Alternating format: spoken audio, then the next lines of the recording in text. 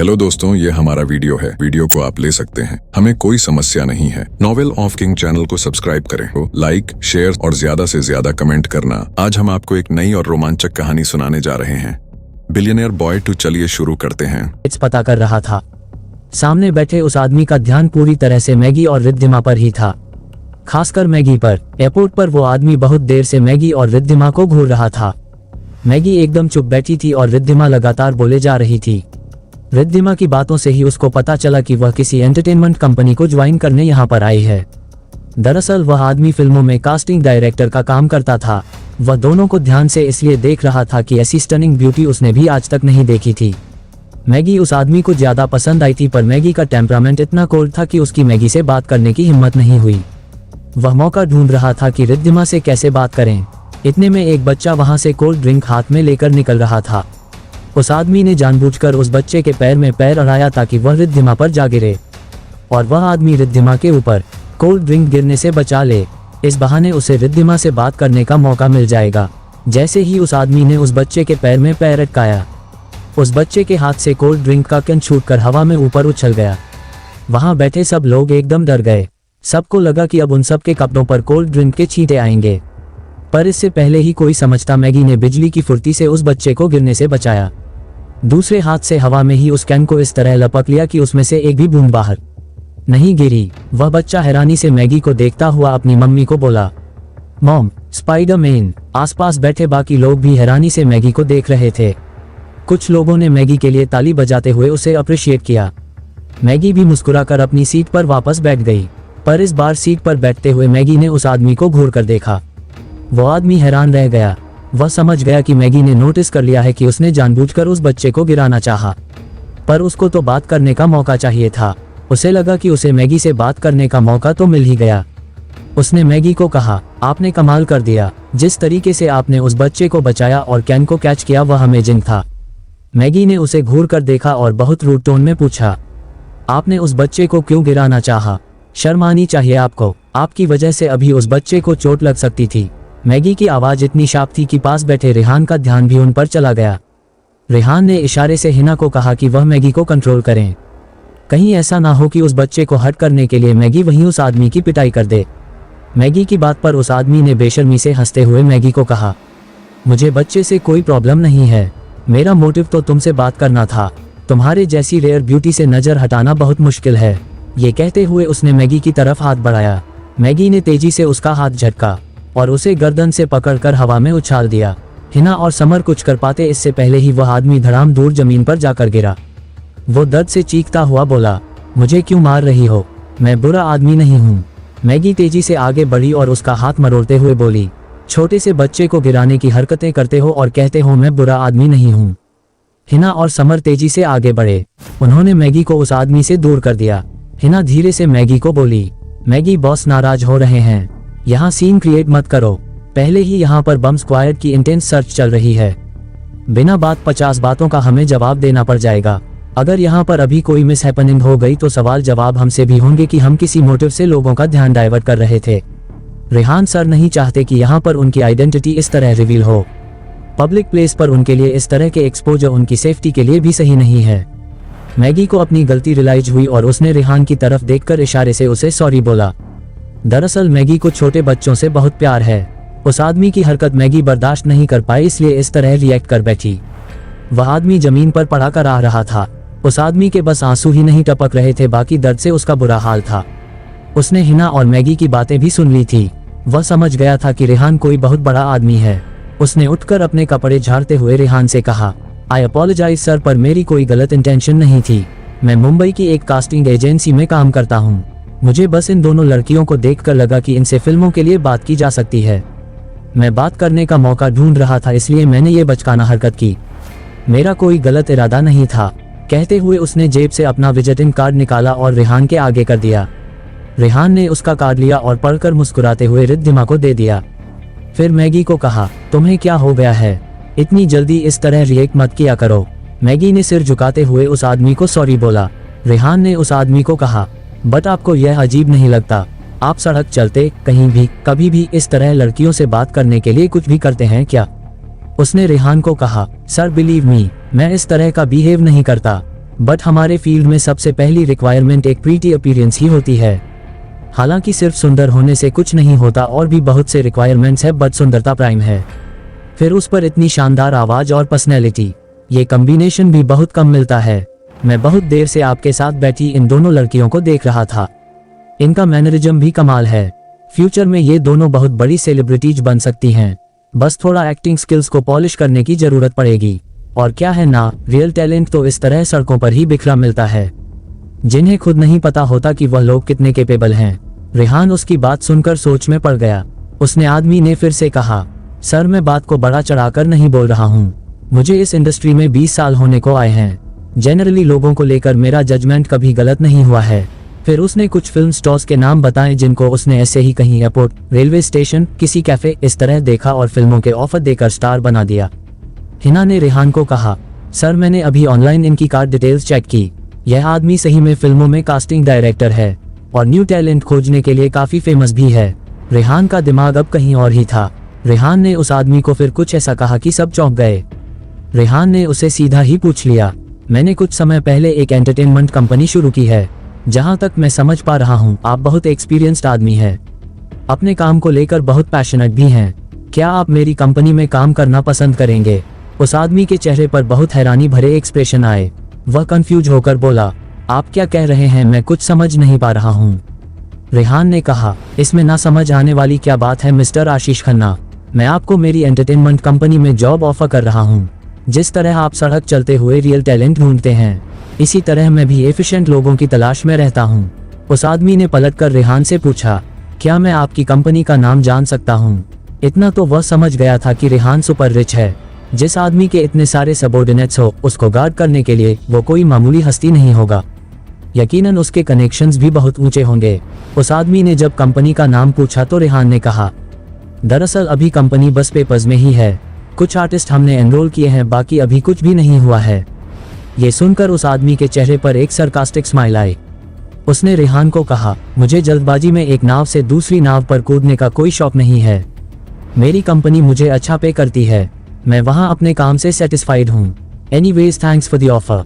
रेहान को उसकी बात बुरी लगी। रेहान ने बहुत एरोगेंस से उससे पूछा, आपकी कंपनी आपको अच्छा पे करती है? ग्रेट, क्या मैं जान सकता हूँ कि आपकी अच्छी पे कितनी है? उस आदमी ने बहुत प्राउडली बताया, 1 लाख। इसके अलावा मेरे सारे ट्रैवल एक्सपेंस भी वही बेयर करते हैं। जो भी नए रिक्रूटमेंट मेरी वजह से होती हैं और उनकी फिल्में हिट होती हैं तो मुझे रिवॉर्ड्स भी मिलते हैं, फाइनेंशियल भी और काइंड भी। और कभी कभी रिवॉर्ड्स इतने बड़े होते हैं कि मेरी इनकम डबल हो जाती है।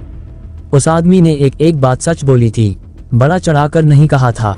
रेहान ने कुछ पल सोचा और कहा, हाउ अबाउट 5 लाख? इसके अलावा जो भी ट्रैवल एक्सपेंस और रिवॉर्ड्स की आप बात कर रहे हैं वह भी आपको मिलेंगे।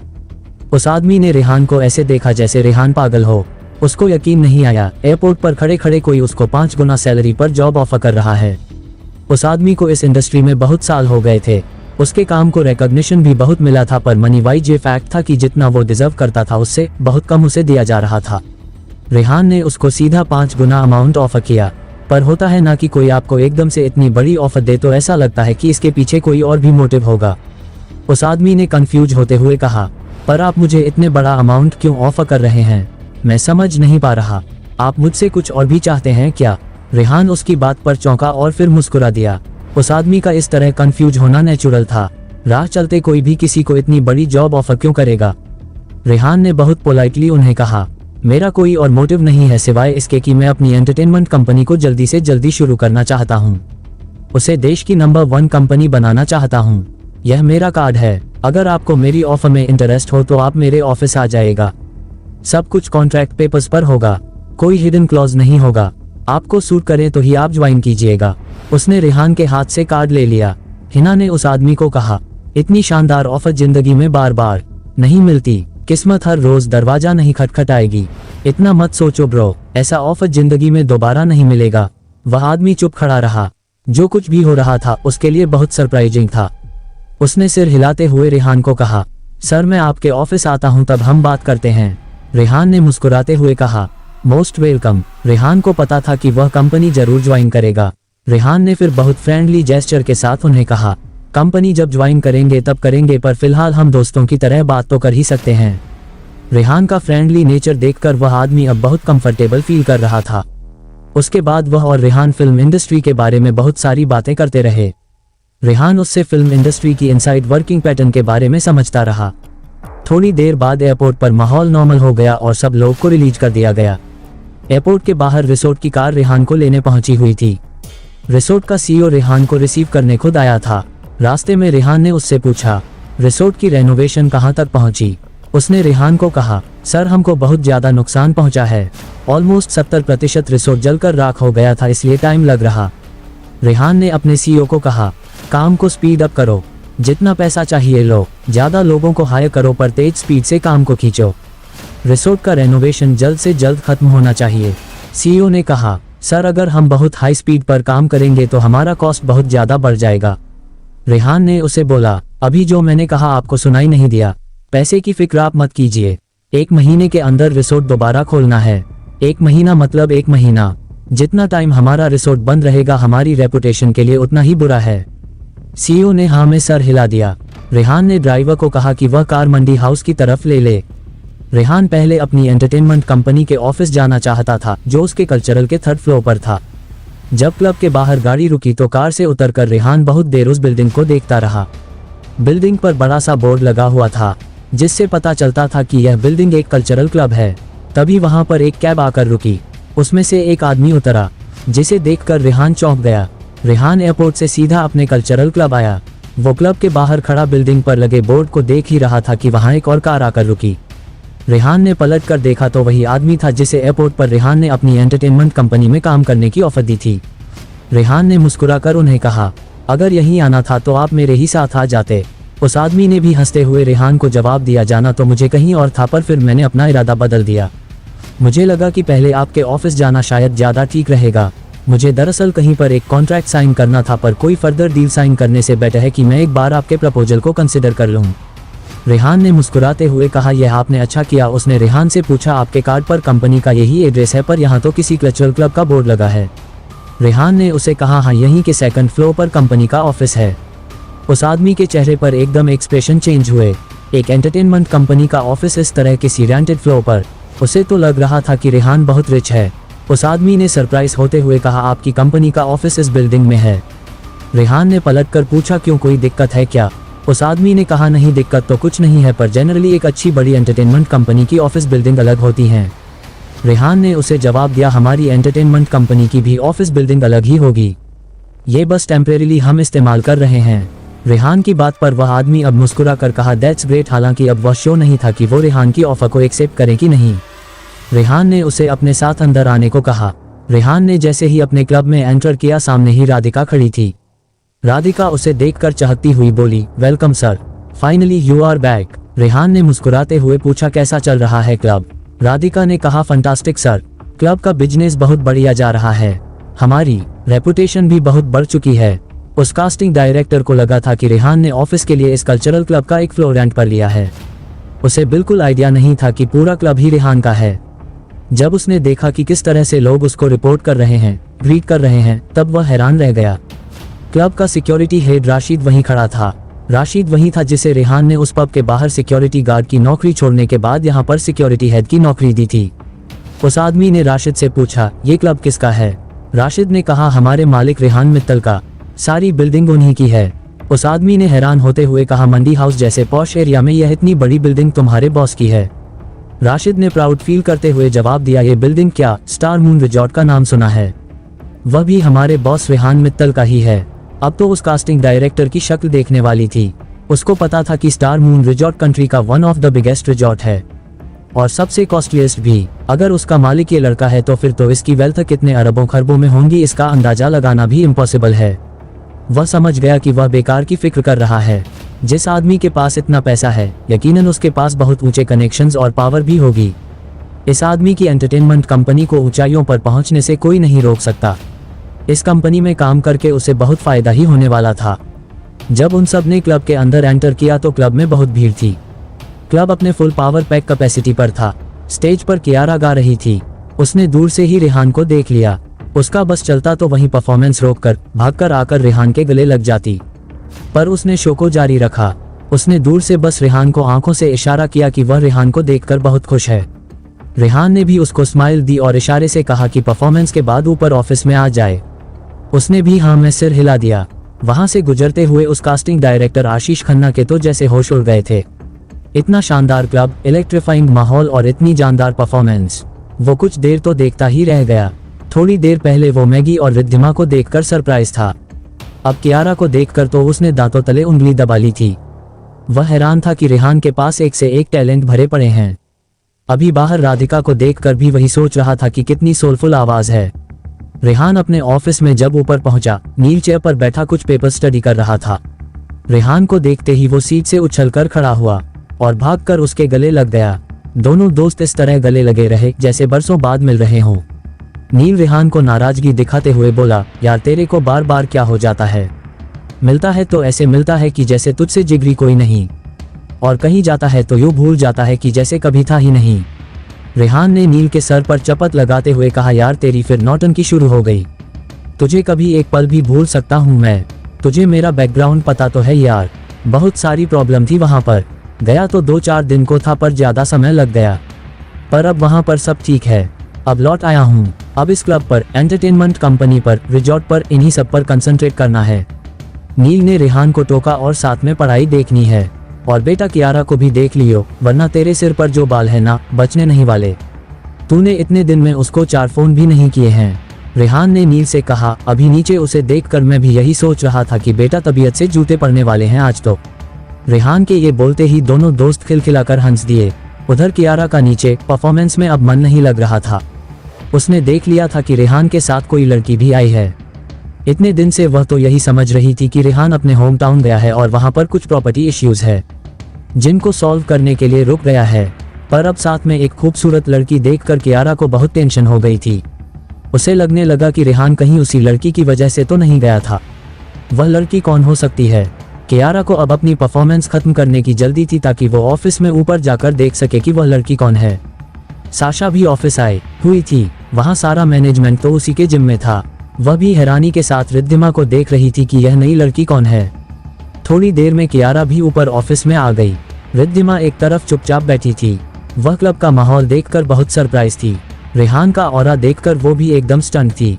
जिस तरह से लोग रेहान को बॉस बॉस कहकर उसके आगे पीछे घूम रहे थे, उसके लिए ये सब कुछ बहुत सरप्राइजिंग था। वह साफ देख सकती थी कि रेहान को उसके एम्प्लॉयज किस हद तक पसंद करते हैं। कंपनी की चाहे अभी स्टार्टिंग थी, पर रिद्धिमा को लग गया था कि उसने यहाँ आकर कोई गलती नहीं की। यही बात उस कास्टिंग डायरेक्टर के दिमाग में भी चल रही थी कि यह कंपनी वाकई आगे जाकर बहुत बिग शॉट होने वाली है। रेहान नील से बात कर रहा था जब साशा और कियारा दोनों उसके पास आकर खड़ी हो गई। रेहान कियारा को देखकर उसे हक करने के लिए आगे बढ़ा तो कियारा एक कदम पीछे हट गई और रिद्धिमा की तरफ देखने लगी। रेहान को समझ नहीं आया कि कियारा ऐसे रिएक्ट क्यों कर रही है। नील ने उसके कान में कहा, अबे इतने दिन में लौट कर आया है, ऊपर से खूबसूरती लड़की साथ लाया है। कियारा नाराज है, पूछ रही है कि यह कौन है। नील की बात पर रेहान पहले तो हैरान हुआ, फिर जोर से हंस पड़ा। दरअसल उसके दिमाग में यह बात आई ही नहीं कि रिद्धिमा को देखकर कोई ऐसा भी सोच सकता है। उसने रिद्धिमा को आवाज देते हुए बोला, रिद्धिमा आओ तुम्हें अपने फ्रेंड से मिलवाऊं।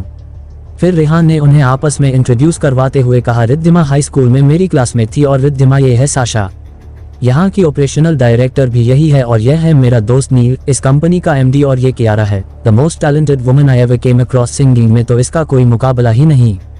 अपनी इतनी तारीफ सुनकर कियारा बहुत खुश हो गई और सारी नाराजगी भूल गई। फिर रेहान ने रिद्धिमा के लिए सबको कहा, फ्रेंड्स रिद्धिमा भी मल्टी टैलेंटेड है। ये मेरे साथ इसलिए आई है ताकि इस कंपनी को आगे बढ़ाने के लिए तुम लोगों को ज्वाइन कर सके। रिद्धिमा वहां चुप खड़ी मुस्कुरा रही थी। रिद्धिमा के अंदर तो कुछ और ही बात चल रही थी। कियारा की इतनी तारीफ सुनकर वह जलन से भर गई थी। नीचे राधिका को देखकर भी उसका दिमाग ठनक गया था। वह मन में सोचने लगी कि रेहान के आसपास तो एक से एक खूबसूरत लड़कियां हैं, किसी भी लव एंगल को फिट करने का चांस तो गया हाथ से। वो सब दोस्त बहुत अरसे बाद मिल रहे थे। खाना पीना मंगाया गया। सब आपस में हंसते हुए चिट चैट करने लगे। रेहान ने नील से कंपनी की प्रोग्रेस भी पूछी, तब नील ने उसे बताया कि उसने कुछ नए रिक्रूटमेंट्स भी किए हैं, पर अब कंपनी को यूनिक बनाना है तो वो बहुत केयरफुली लोगों को चूज कर रहा है। कियारा और साशा हर तरीके से उसे सपोर्ट कर रही हैं। इन सब बातों के बीच रेहान की नजर बार बार कियारा पर जा रही थी और कियारा की रेहान पर। उन दोनों ने बहुत समय से एक दूसरे को गले तक नहीं लगाया था। और अभी भी वह इतने लोगों के बीच में थे कि कुछ बात नहीं हो सकती थी। तभी साशा ने रेहान को पूछा, रेहान कंपनी अभी तक रजिस्टर नहीं हुई है, कंपनी का नाम तो सोचो, कंपनी को रजिस्टर भी करना है। रेहान ने कुछ पल सोचा और कहा, मेरे रिजॉर्ट का नाम स्टार मून रिजॉर्ट है। स्टार मून की पूरी चेन हम डेवलप करेंगे, हर फील्ड में इसी नाम से कंपनी शुरू करेंगे, तो इस कंपनी का नाम भी स्टार मून एंटरटेनमेंट कंपनी ही होगा। रेहान की बात पर सबने एग्री किया कि आखिर उनको स्टार मून ब्रांड नेम का एडवांटेज भी मिलेगा। वह कास्टिंग डायरेक्टर आशीष खन्ना जो इतनी देर से चुप बैठा था, उसने रेहान से कहा, sir if you don't mind, मुझे आपसे एक सवाल पूछना है। रेहान ने कहा, पूछिए। उसने रेहान को कहा, सर आपकी कंपनी में कोई ट्रेनर नहीं है आर्टिस्ट्स को ट्रेन करने के लिए। रेहान उसके सवाल पर चौंक गया, ये तो सबसे बड़ी गलती थी, ट्रेनर तो सबसे पहले अपॉइंट होना चाहिए था। रेहान ने नील की तरफ देखा और पूछा, हमें हर फील्ड में डांसिंग, सिंगिंग, एक्टिंग सब डिपार्टमेंट्स के लिए स्पेशलाइज्ड ट्रेनर चाहिए। क्या तुमने इस फील्ड में कुछ रिसर्च किया है कि हम किसको हायर कर सकते हैं? नील ने एम्बैरस से होते हुए कहा, सॉरी यार, अभी तक इस तरफ मेरा ध्यान ही नहीं गया था। नील की बात पर चिढ़ते हुए साशा ने ब्लंटली कहा, मैनेजमेंट करना कोई बच्चों का खेल नहीं है। जब मैं कुछ कह रही होती हूँ तब तुम मेरी बात सुनते नहीं हो, इसलिए इतनी इंपॉर्टेंट चीज जो पहले होनी चाहिए वह अभी तक छूटी हुई है। रेहान जानता था कि नील और साशा रोमांटिकली भी एक दूसरे से इन्वॉल्व है, इसलिए लड़ते भी बच्चों की तरह है। उसने बीच बचाव करते हुए कहा, अरे ठीक है यार, अभी तो शुरुआत ही है, धीरे धीरे सब हो जाएगा, पेशेंस रखो, इतना हाइपर होने की क्या जरूरत है। उस कास्टिंग डायरेक्टर ने रेहान को कहा, मेरे पास एक प्रपोजल है सर, अगर आप एक्सेप्ट करें तो। रेहान के हाँ कहने पर उस आदमी ने जो प्रपोजल दिया उसे सुनकर वहां बैठा हर आदमी हैरान रह गया। एयरपोर्ट पर मिले कास्टिंग डायरेक्टर ने रेहान को पूछा कि उसकी एंटरटेनमेंट कंपनी में ट्रेनर्स क्यों नहीं हैं। साशा और नील आपस में ही उलझ पड़े कि वह इतनी जरूरी बात कैसे भूल गए। तब रेहान ने पलटकर उस कास्टिंग डायरेक्टर से पूछा कि वह इस इंडस्ट्री में इतने समय से है, क्या वह कोई अच्छे ट्रेनर सजेस्ट कर सकता है। तब उस कास्टिंग डायरेक्टर ने एक प्रपोजल रखा। उस कास्टिंग डायरेक्टर ने कहा, मैं अभी जिस कंपनी में काम कर रहा हूँ वो लोग फाइनेंशियली इतने स्टेबल नहीं है, उनके बहुत से आर्टिस्ट ऐसे हैं जो कम पैसे मिलने की वजह से सफर कर रहे हैं, उनमें से बहुत सारे लोगों के अंदर फ्रस्ट्रेशन बढ़ती जा रही है, ये बात भी जानता हूँ मैं। अब हमारे पास दो ऑप्शन हैं, या तो हम उस कंपनी के मालिक से सीधा बात करें और उस कंपनी को टेक ओवर कर लें, इससे हमको एक बना बनाया सेटअप मिल जाएगा, और अगर आपको उस कंपनी को टेक ओवर करना ठीक नहीं लगता तो फिर हम उनके ट्रेनर से बात कर सकते हैं। मुझे लगता है कि हाई सैलरी पर वो सब लोग यहाँ पर शिफ्ट होने को तैयार हो जाएंगे। रेहान ने उस कास्टिंग डायरेक्टर को कहा, मुझे लगता है इस तरह किसी की बनी बनाई कंपनी को तोड़ देना एथिकल नहीं है, और रही टेक ओवर करने की बात, तो कोई अपनी कंपनी को यूं ही किसी को क्यों देगा। हो सकता है जिस तरीके से वो काम कर रहे हैं वो उससे सेटिस्फाइड हो। उस कास्टिंग डायरेक्टर ने रेहान को कहा, हाँ वह तो सेटिस्फाइड होंगे ही, लगातार अपने अंडर काम करने वालों का खून जो चूस रहे हैं, मुझे भी वहां पर काम करने वाले लोगों से बात करना ही ज्यादा सही लगता है। इसमें कुछ अनफेयर नहीं है, बल्कि वहां उनका एक्सप्लॉयटेशन ही हो रहा है। आपकी कंपनी में तो उनको बेटर स्टैंडर्ड ऑफ लिविंग के साथ बेटर ग्रोथ के चांस भी मिलेंगे। आप ये काम मुझ पर छोड़ दीजिए, मैं अपने तरीके से उन लोगों से बात कर लूंगा। रेहान ने मुस्कुराते हुए कहा, तो आप हमें ज्वाइन कर रहे हैं? उस कास्टिंग डायरेक्टर ने भी मुस्कुराते हुए जवाब दिया, 100%। रेहान ने उन्हें बोला, दैट्स ग्रेट, आज से आप इस कंपनी के कास्टिंग डायरेक्टर हुए। चीजें धीरे धीरे रेहान के लिए अब ठीक हो रही थीं। रेहान बहुत रिलैक्स महसूस कर रहा था। अगले दिन वह कास्टिंग डायरेक्टर अपनी कंपनी के दिल्ली ऑफिस में आया। मुंबई में तो बहुत से लोग ऑडिशन के लिए और बाकी काम के चक्कर में ऑफिस आते ही थे, पर दिल्ली के ऑफिस से भी बहुत एक्सेप्शनल टैलेंट हायर किया जाता रहा था। वो कास्टिंग डायरेक्टर आज दिल्ली के ऑफिस में यही काम देखने आया था, पर इतने सालों से काम करने के बाद भी वहां उसकी कोई खास रिस्पेक्ट नहीं थी। दरअसल वो इकलौता कास्टिंग डायरेक्टर नहीं था, उसके अलावा और भी थे। उसका एक कंपेटिटर था जो उसको लगातार नीचा दिखाता रहता। उस दूसरे डायरेक्टर के जरिए कंपनी को काफी बढ़िया लीड मिल रहे थे, इसलिए वहां उसकी इज्जत ज्यादा थी। वहां पर अपने साथ किए जाने वाले डिस्क्रिमिनेशन को देखकर आशीष खन्ना ने मन बना लिया था कि उसको इस कंपनी से रिजाइन करना ही है। ऑफिस के अंदर आते हुए उसे उसका कॉम्पिटिटर भी मिला। वो उसका मजाक उड़ाते हुए कहने लगा, अरे आज यहाँ कैसे भाई, बेकार टाइम बिगा रहे हो यहाँ पर, तुम्हारे दिन इस कंपनी से लग गए हैं, मेरी वजह से तो इस कंपनी को बहुत फायदा हुआ है, तुम तो कंपनी के लिए कुछ भी नहीं कर पा रहे हो, तुम इस कंपनी में सिवाय बर्डन के अब कुछ नहीं हो। आशीष खन्ना उससे उलझना नहीं चाहता था। वह मन ही मन ये सोचकर खुश था कि मैं इस कंपनी से बहुत बड़ी कंपनी में जाने वाला हूँ, वो भी यहाँ से 5 गुना ज्यादा पैसों पर। इस घटिया आदमी के मुंह लगने से तो चुप रहना अच्छा। तभी कंपनी के बाहर अचानक हलचल हुई। कंपनी के मालिक आए थे। उनके उतरते ही सबने उन्हें घेर लिया। वह कंपनी एक एवरेज कंपनी थी, पर वह लोग प्रोजेक्ट खुद को बहुत बड़ा करते थे। कुछ आर्टिस्ट की किस्मत बना चुके थे, तो मालिक का दिमाग तो सातवें आसमान पर रहता था। आशीष खन्ना सोच कर आया था कि पहले बॉस से बात करेगा, पर उसका एटीट्यूड देखकर उसने यह इरादा छोड़ दिया। उसके दिमाग में अब दूसरा प्लान चल रहा था।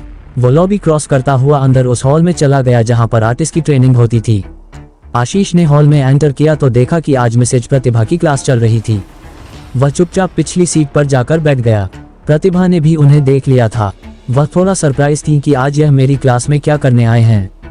क्लास खत्म होने के बाद वह सीधा पीछे आए और आशीष खन्ना से कहा, हेलो सर, कैसे हैं आप? आशीष ने उसे सीधा ही पूछ लिया, मैं एकदम ठीक हूँ, मुझे आपसे प्राइवेटली कुछ बात करनी है। मिसेज प्रतिभा बेहद हैरान होते हुए बोली, मुझसे अलग से क्या बात करनी है आपको? हम यहाँ भी बात कर सकते हैं, स्टूडेंट्स की क्लास तो खत्म हो ही चुकी है।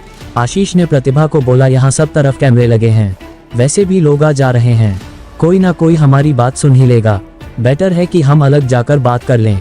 प्रतिभा अब और भी ज्यादा हैरान होकर सोचने लगी कि आशीष खन्ना इतना मिस्टीरियस बिहेव क्यों कर रहा है, अलग से ऐसी क्या बात करनी है। प्रतिभा ने आशीष से कहा, बताइए फिर आप क्या चाहते हैं?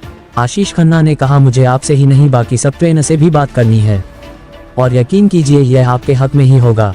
आज शाम को CPKCCD में मिलते हैं 5 बजे। प्रतिभा ने हाँ में सिर हिला दिया। आशीष ने कंपनी में काम करने वाले बाकी ट्रेनर्स को भी अप्रोच किया और सबको शाम को CCD बुला लिया। शाम को सब वहां इकट्ठा हुए। सब एक दूसरे को देखकर सरप्राइज भी थे। उनको बहुत जिज्ञासा थी यह जानने की कि आखिर आशीष खन्ना ने उन सबको यहाँ क्यों बुलाया है। आशीष ने उन सबको हेलो करने के बाद कहा, मैं सीधे पॉइंट पर आता हूँ। दरअसल मैंने ये कंपनी छोड़कर एक दूसरी एंटरटेनमेंट कंपनी ज्वाइन कर ली है। उसकी बात सुनकर प्रतिभा ने कहा, अगर आप एक जगह से दूसरी जगह जंप कर रहे हो तो इस बात से हमारा क्या लेना देना? हमको क्या फेयरवेल पार्टी देने के लिए बुलाया है? वहाँ पर 3 टीचर्स और भी थे। उनमें से एक गुस्से में बोला, मुझे आज बहुत जरूरी काम था मिस्टर आशीष, यह क्या मजाक है? इस तरह बुलाने का क्या मतलब है? आशीष खन्ना ने उनको पलटकर कहा, मैं मजाक नहीं कर रहा हूँ, क्या आप लोग नहीं देख रहे कि मुझे कंपनी कैसे ट्रीट करती है? मैं रात दिन कंपनी के लिए कितनी मेहनत करता हूँ, उसके बावजूद मुझे मेरा ड्यू रिकॉग्निशन नहीं मिलता और ना ही मनी वाइज उतना मिलता है जितना मैं डिजर्व करता हूँ। उन सब लोगों ने एक दूसरे की तरफ देखा। बहुत फ्रस्ट्रेटेड टोन में उनमें से एक बोला, अरे भाई तो तुम अपना देखो ना कि तुम्हें क्या करना है और क्या नहीं। तुम्हारा ट्रीटमेंट अच्छा है कि नहीं है इस बात से हमारा क्या लेना देना। उस आदमी ने उठते हुए कहा, मैं जा रहा हूँ, मुझे और भी जरूरी काम है। आशीष खन्ना ने उसे रोकते हुए बोला, अरे सॉरी मैं अपनी कहानी कहे जा रहा हूँ, मुझे 5 मिनट दो, मैं असली बात समझाता हूँ। वह आदमी गहरी सांस खींचकर दोबारा बैठ गया और बोला, जल्दी कहिए मिस्टर आशीष। आशीष खन्ना ने उन्हें कहा, मेरे पास आप सबके लिए भी ऑफर है। अगर आप लोग इस कंपनी को ज्वाइन करते हैं जिसे मैंने अभी ज्वाइन किया है तो आप सबकी सैलरी 3 गुना हो जाएगी। अभी आपको 1 लाख मिलते हैं, अगर आप मेरी कंपनी ज्वाइन करेंगे तो आपकी मंथली सैलरी 3 लाख होगी। आशीष खन्ना की बात सुनकर वह तीनों हैरान रह गए। प्रतिभा ने सबसे पहले रिएक्ट किया और कहा, 3 गुना? Are you crazy? इतना पैसा कोई इस तरह क्यों देगा? जरूर इसमें कोई हिडन क्लॉज भी होंगे। आशीष ने कहा, इसमें कोई हिडन क्लॉज नहीं है। दरअसल ये कंपनी अभी नई है और इसका बॉस बहुत डिटर्मिन्ड है कि उसको इस कंपनी को जल्दी से जल्दी एस्टैब्लिश करना है, देश की नंबर 1 कंपनी बनाना है। उनके पास पैसे की कोई कमी नहीं है, वह बस हर फील्ड के बेस्ट टैलेंट को रिक्रूट करना चाहते हैं। प्रतिभा ने हंसते हुए कहा, अब बात समझ आई, पर हम इतने बड़े बेवकूफ नहीं है कि एक अच्छी भली चलती कंपनी छोड़कर एक नई कंपनी में चले जाएं। क्या पता यह नई कंपनी चलेगी भी कि नहीं चलेगी। हमारा हाल तो ऐसा ना हो कि धोबी के कुत्ते जैसा हो जाए, ना घर के रहे न घाट के। ये कंपनी जो इतने सालों से इतना बढ़िया काम कर रही है, इसको छोड़ के यूं ही तुम्हारे साथ चल दें और पता चला कि कल को ये कंपनी डूब गई, हम कहाँ जाएंगे फिर? प्रतिभा की बात सबको बहुत सही लगी। सब ने उसकी हाँ में हाँ मिलाते हुए कहा, ये बात बिल्कुल सही है, जॉब सिक्योरिटी भी देखी जाती है, पैसा ही सब कुछ नहीं होता। ऐसे ही उठकर किसी नई कंपनी में जाना बेवकूफ़ी है। उनकी बात पर आशीष खन्ना को भी समझ नहीं आया कि अब आगे क्या कहे, क्योंकि यह बात तो बिल्कुल सच थी कि कंपनी आगे जाकर कैसे परफॉर्म करेगी इसके बारे में श्योर शॉट कुछ भी नहीं कहा जा सकता था। वह कुछ देर सोचता रहा, फिर उसने कहा, मैं मानता हूं कि कंपनी नहीं है, पर मेरे बॉस की बैकग्राउंड बहुत स्ट्रांग है, उनके पास इतना पैसा है कि कंपनी को वह डूबने नहीं देंगे। प्रतिभा ने आशीष को कहा, पर किसी भी फील्ड में अगर आप कंस्ट्रक्टिव वर्क नहीं कर रहे हो तो आपकी रेपुटेशन की वैसे भी धज्जियां उड़ जाती है। पैसे के साथ एक जॉब सेटिस्फैक्शन भी बहुत जरूरी है। मैं ये जॉब चेंज नहीं करूंगी, बाकी तीनों ने भी प्रतिभा की हाँ में हाँ मिलाते हुए कहा, हमें भी एक नई कंपनी के साथ जुड़ने का कोई सेंस नहीं दिखाई दे रहा। कोई बड़ी ऑलरेडी एस्टैब्लिश्ड कंपनी होती तब तो सोचा भी जा सकता था। आशीष ने फ्रस्ट्रेट होकर कहा, आप लोग समझ क्यों नहीं रहे? यह मैं आपके फायदे की ही बात कर रहा हूँ। प्रतिभा ने भी चिढ़कर कहा, आप शायद सिर्फ अपने फायदे की बात कर रहे हैं। जरूर आपका कुछ हिडन मोटिव है। शुक्र समझिए कि हम हायर अथॉरिटीज में आपकी कंप्लेंट नहीं कर रहे कि आप हमको इस तरह बुलाकर कंपनी को तोड़ना चाहते हैं। आपकी बेहतरी इसी में है कि अब आप यहाँ से चले जाइए। जब उन सब के बीच में यह मीटिंग चल रही थी तब कोई उन सब की बातें छुपकर सुन रहा था। छुपकर उनकी बातें सुनने वाला और कोई नहीं, वह दूसरा कास्टिंग डायरेक्टर था जिससे आशीष का कंपटीशन चलता रहता। इस साल उसने कंपनी को बहुत सारे आर्टिस्ट दिए थे। उसने कंपनी का बहुत फायदा कराया था। जब सुबह आशीष प्रतिभा से बात कर रहा था तब उसने सुन लिया था कि वो लोग ऐसे बाहर मिल रहे हैं। वह भी यह जानना चाहता था कि आशीष इस तरह उन सबको अलग बुलाकर क्या बात करने वाला है। उस आदमी ने उन सब की सारी बातें सुन ली थी। वह अब अंदर अंदर खुश हो रहा था कि उसने आशीष की गलत हरकतें पकड़ ली है।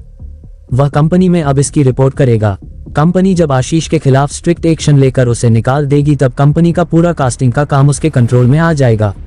वो दिमाग में आगे की प्लानिंग करता हुआ वहां से बाहर निकल गया। इधर आशीष अभी भी उन्हें कन्विंस करने की कोशिश कर रहा था। उसने उन्हें कहा, यकीन करो इसमें तुम सबका बहुत फायदा है। मेरे बॉस की और भी बहुत सारी कंपनीज है। उनके पास ऑलरेडी कुछ रेयर टैलेंट हैं पर उनको बेस्ट ट्रेनर्स की जरूरत है। ये कंपनी आने वाले फ्यूचर में इंडिया की बेस्ट एंटरटेनमेंट कंपनी होगी, ये कंफर्म है। मेरा यह मानना है कि इतनी जल्दी डिसीजन लेने से पहले आप सबको मेरे साथ एक बार उस कंपनी के ऑफिस भी चलना चाहिए। वहां के बॉस से एक मीटिंग कर लेनी चाहिए। उसके बाद डिसाइड करना चाहिए। जब वो ये सब बातें बोल रहा था तब अचानक ही बीच में रखी टेबल पर किसी ने जोरदार लात मारी। सब सामान बिखरा गया। टेबल में लात मारने वाले इंसान पर जब नजर पड़ी तब वो चारों टीचर और आशीष खन्ना शॉक्ड रह गए। कास्टिंग डायरेक्टर आशीष खन्ना अपनी प्रेजेंट कंपनी के ट्रेनर्स को जॉब चेंज करने के लिए कन्विंस करने की कोशिश कर रहा था। वह बता रहा था कि रेहान मित्तल की कंपनी यहां से ज्यादा अच्छी सैलरी और करियर ग्रोथ देगी, इसलिए उन सबको भी ये कंपनी छोड़कर उसके साथ रेहान की कंपनी ज्वाइन कर लेनी चाहिए। पर एक नई कंपनी जो अभी ठीक से शुरू भी नहीं हुई, उन लोगों ने उसे ज्वाइन करने से मना कर दिया था। फिर भी वह उनको समझा रहा था कि कोई भी डिसीजन लेने से पहले वह एक बार रेहान मित्तल से पर्सनली मिल लें। वो लोग बात ही कर रहे थे कि तभी किसी ने उनकी टेबल पर लात मारी। वो सारे बुरी तरह चौंक गए। टेबल पर लात मारने वाला और कोई नहीं, उनकी प्रेजेंट कंपनी का बॉस था। दरअसल जब आशीष खन्ना मिसेज प्रतिभा से हॉल में बात कर रहा था तब सीसीटीवी कैमरे से उनके बॉस ने देख लिया था। आशीष को प्रतिभा के साथ इस तरह कोने में कुछ खुसर पुसर कर देख उसे शक हुआ कि कुछ तो गड़बड़ जरूर है। क्लास खत्म होने के बाद प्रतिभा जब सीसीडी आई तो वह प्रतिभा के पीछे पीछे यहाँ आ गया। आशीष खन्ना का कॉम्पिटिटर उन्हें एक्सपोज करने की तैयारी करके ही बैठा था, पर उसको खुद भी आइडिया नहीं था कि बॉस पहले ही वहां पहुंचा हुआ है। अब कंपनी के बॉस के साथ वह भी वहां खड़ा था। आशीष खन्ना को लगा कि उसने ही उनकी इस मीटिंग के बारे में बॉस को इन्फॉर्म करके बुलाया है। आशीष खन्ना ने उस कॉम्पिटिटर को गुस्से से घूर कर देखा। उस आदमी ने पलटकर अपने बॉस को कहा, मैं आपको फोन करने ही वाला था। मैंने इन सब की रिकॉर्डिंग भी की है।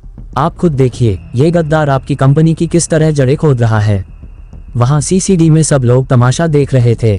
अजीब सीन क्रिएट हो चुका था। बॉस ने गुस्से में आशीष खन्ना पर चिल्लाते हुए कहा, जिस थाली में खाते हो उसी में छेद करते हो। तुमको कंपनी ने इतनी अच्छी सैलरी दी, पहचान दी, तुम उसका ये बदला दे रहे हो। तुमने इनको भी साथ मिला लिया और यह सब लोग भी तुम्हारे साथ मिलकर मेरे खिलाफ साजिश रच कर रहे हैं।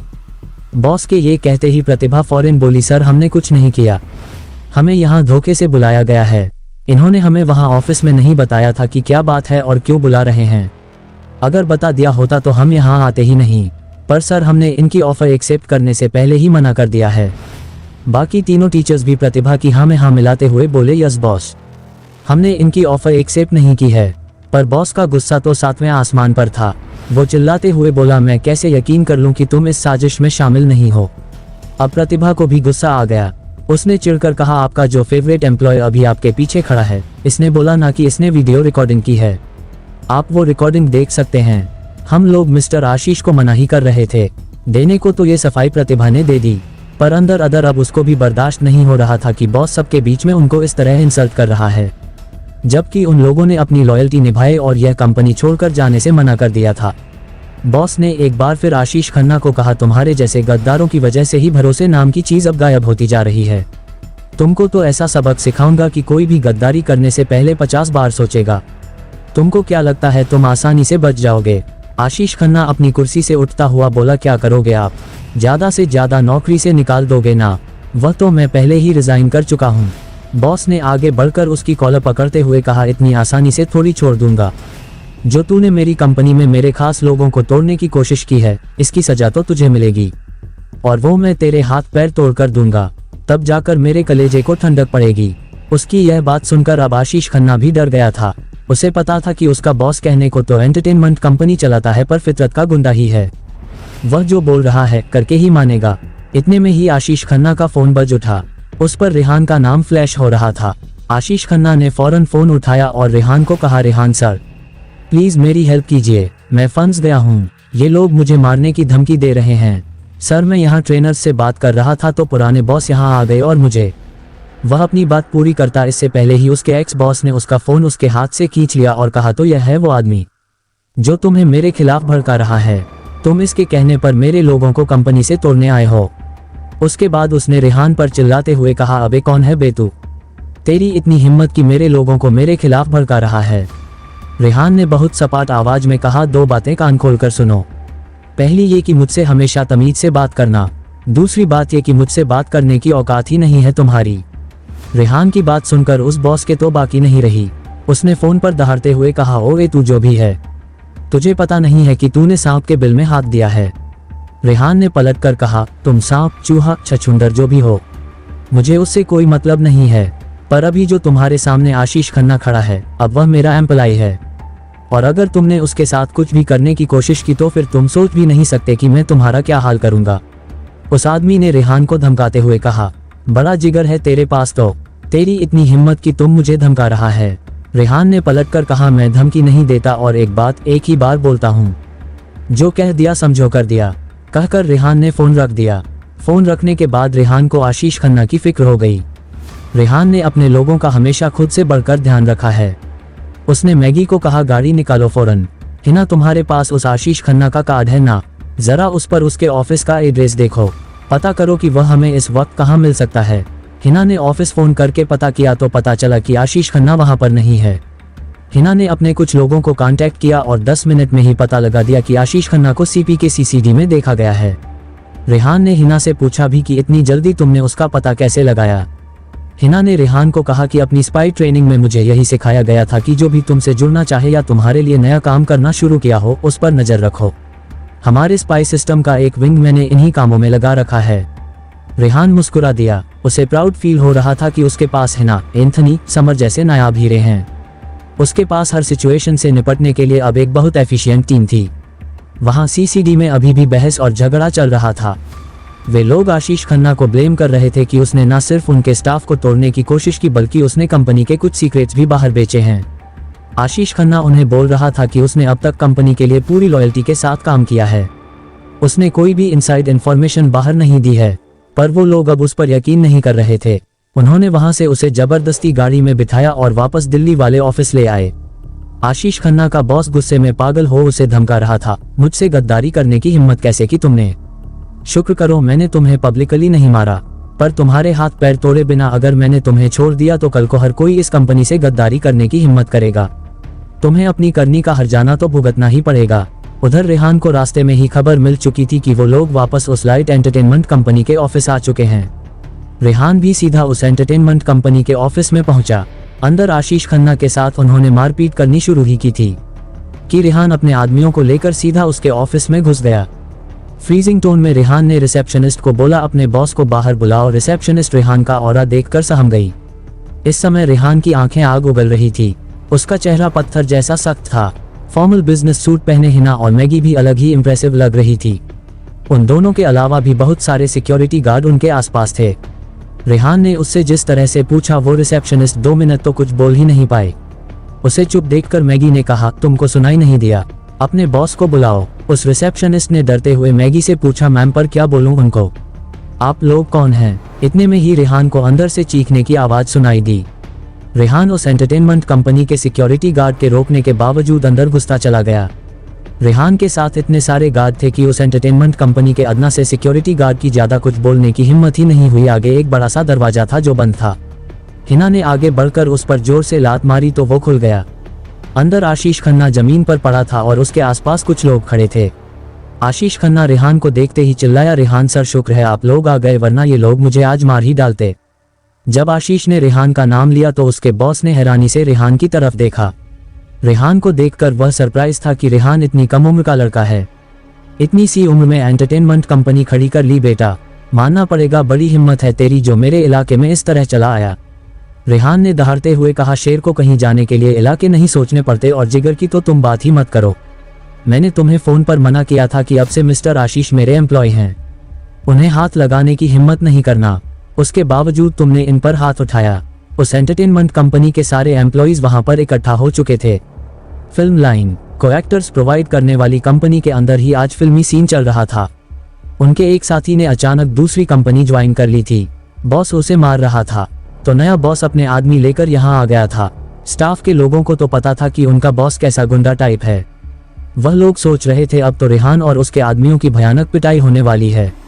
उनको तो अंदाजा ही नहीं था कि रेहान और उसके साथी क्या चीज हैं। आशीष खन्ना का बॉस रेहान पर चिल्लाते हुए बोला, तुम मेरी जगह होते और तुम्हारा आदमी तुम्हारे साथ ऐसी गद्दारी करता तो तुम क्या करते। रेहान ने पलटकर उस आदमी को कहा, मैं अपने साथियों को नौकरों की तरह ट्रीट नहीं करता और ना ही पैरासाइट की तरह उनका खून चूसता हूँ जो उन्हें मेरे साथ धोखा करना पड़े। इसलिए खुद को मुझसे कंपेयर मत करो, पर फिर भी मैं तुम्हें एक चांस देता हूँ। तुम अभी मिस्टर आशीष को छोड़ दो और दोबारा कभी भी इनकी तरफ पलटकर मत देखना। मैं भी तुम्हें कुछ नहीं कहूंगा। रेहान की बात सुनकर वो आदमी हंसता हुआ बोला, कमाल हो गया, ये तो मेरी बिल्डिंग में खड़ा होकर मुझे ही धमकी दे रहा है। तुझे लगता है कि तू कहेगा कि इसे जाने दो और मैं जाने दूंगा। मेरी कंपनी का नाम लाइट एंटरटेनमेंट कंपनी है। यहाँ पर काम बिजली की फुर्ती से होते हैं और जो मेरे काम के नहीं होते ना, उनको मैं राख कर देता हूँ। और तू चीज क्या है बे, जो मुझे इस तरह चैलेंज करने की हिम्मत कर रहा है। तुझको अंदाजा भी है कि मेरी एंटरटेनमेंट कंपनी कितनी बड़ी है। 1000 लोग यहाँ पर काम करते हैं, 100 से ऊपर आर्टिस्ट यहाँ पर एनरोल है और तू ख्वाब देख रहा है कि मेरे टूचे से कास्टिंग डायरेक्टर को तोड़कर अपनी कंपनी को मेरे मुकाबले की खड़ी कर लेगा। इसकी फिक्र छोड़, अभी तो तू ये सोच कि तू भी यहाँ से सही सलामत वापस कैसे जाएगा। उस आदमी ने अपने लोगों को बोला कि वह कंपनी के सारे दरवाजे बंद कर दे ताकि रेहान और उसके आदमी बाहर न जा सके। पर आगे जो वहां होने वाला था इसका अंदाजा किसी को नहीं था। कास्टिंग डायरेक्टर आशीष खन्ना का बॉस जब उसके साथ मारपीट कर रहा था तब रेहान वहां पहुंच जाता है। रेहान और आशीष के एक्स बॉस की बहस होती है।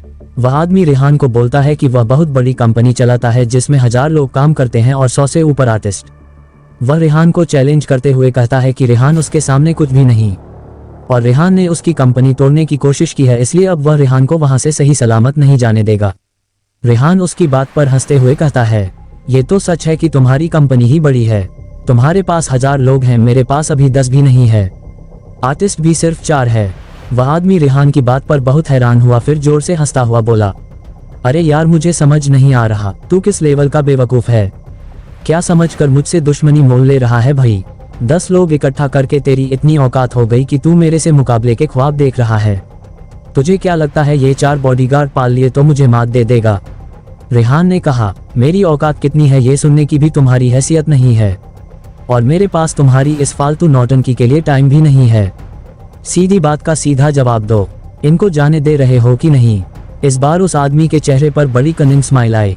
उसने कुछ देर पहले ही अपने आदमी को बाहर जाने वाले सारे दरवाजे बंद करने का इशारा किया था। उसका इरादा रेहान और उसके लोगों को भी मारने का था।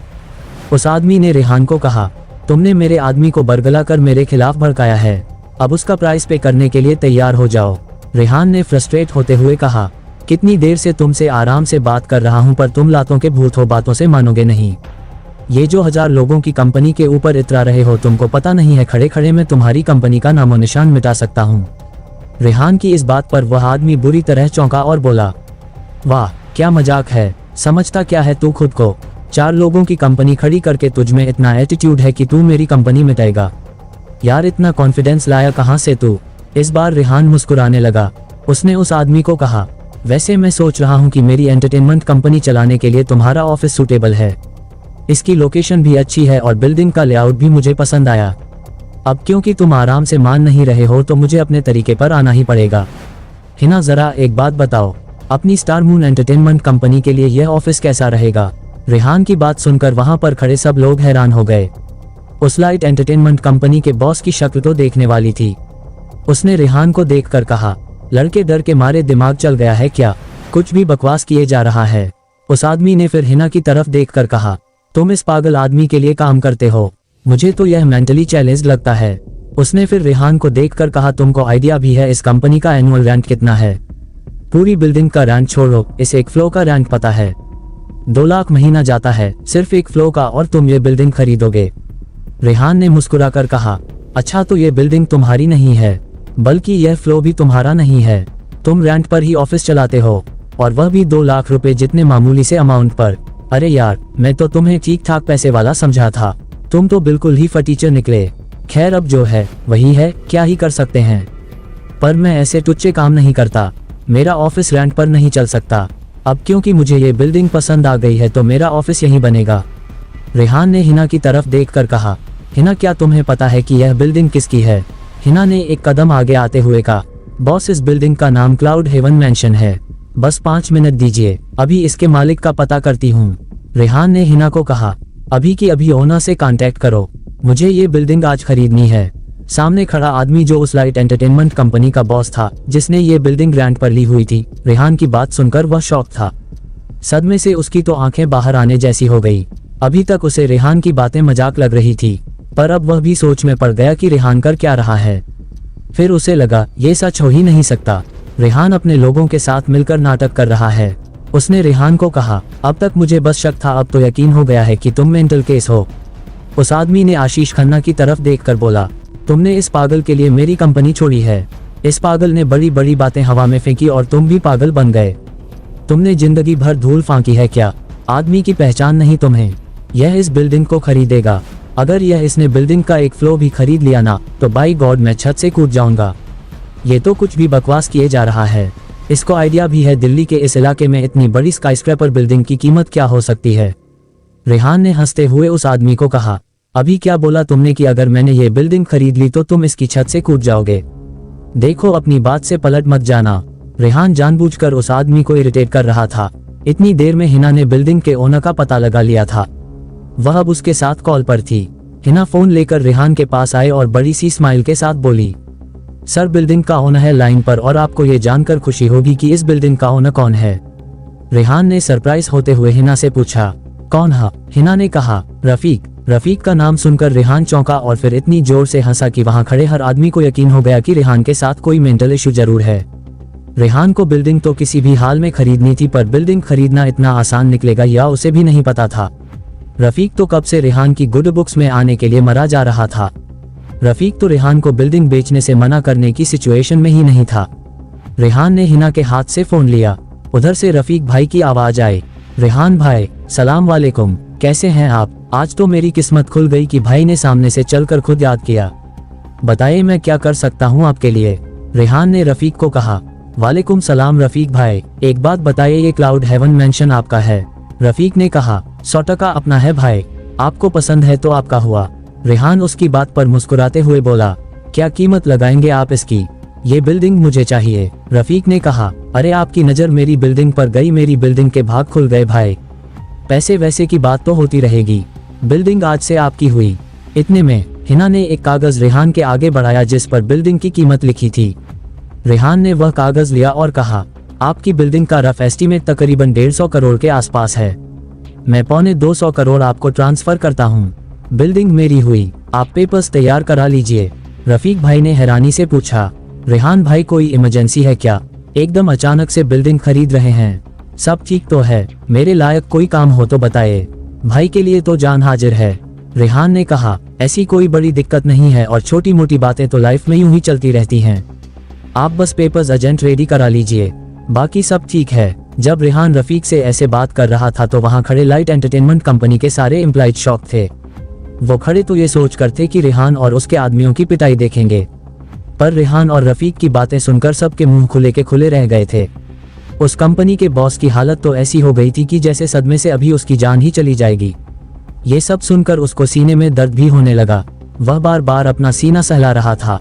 रेहान ने उसकी इस हालत को देखकर उसके सबॉर्डिनेट को कहा, तुम्हारे बॉस को शायद दिल की बीमारी है, इससे पहले कि इन्हें हार्ट अटैक आ जाए इन्हें ले जाओ यहाँ से, इनका इलाज कराओ। उस लाइट एंटरटेनमेंट कंपनी के बॉस को तो समझ ही नहीं आ रहा था कि माजरा क्या है। महज 10 लोगों की कंपनी चलाने वाला आदमी इतना रिच कैसे हो सकता है, और उसकी पहुंच इतनी ऊपर तक कैसे कि खड़े खड़े 150 करोड़ की बिल्डिंग खरीद रहा है। उसके दिमाग ने काम करना बिल्कुल बंद कर दिया था।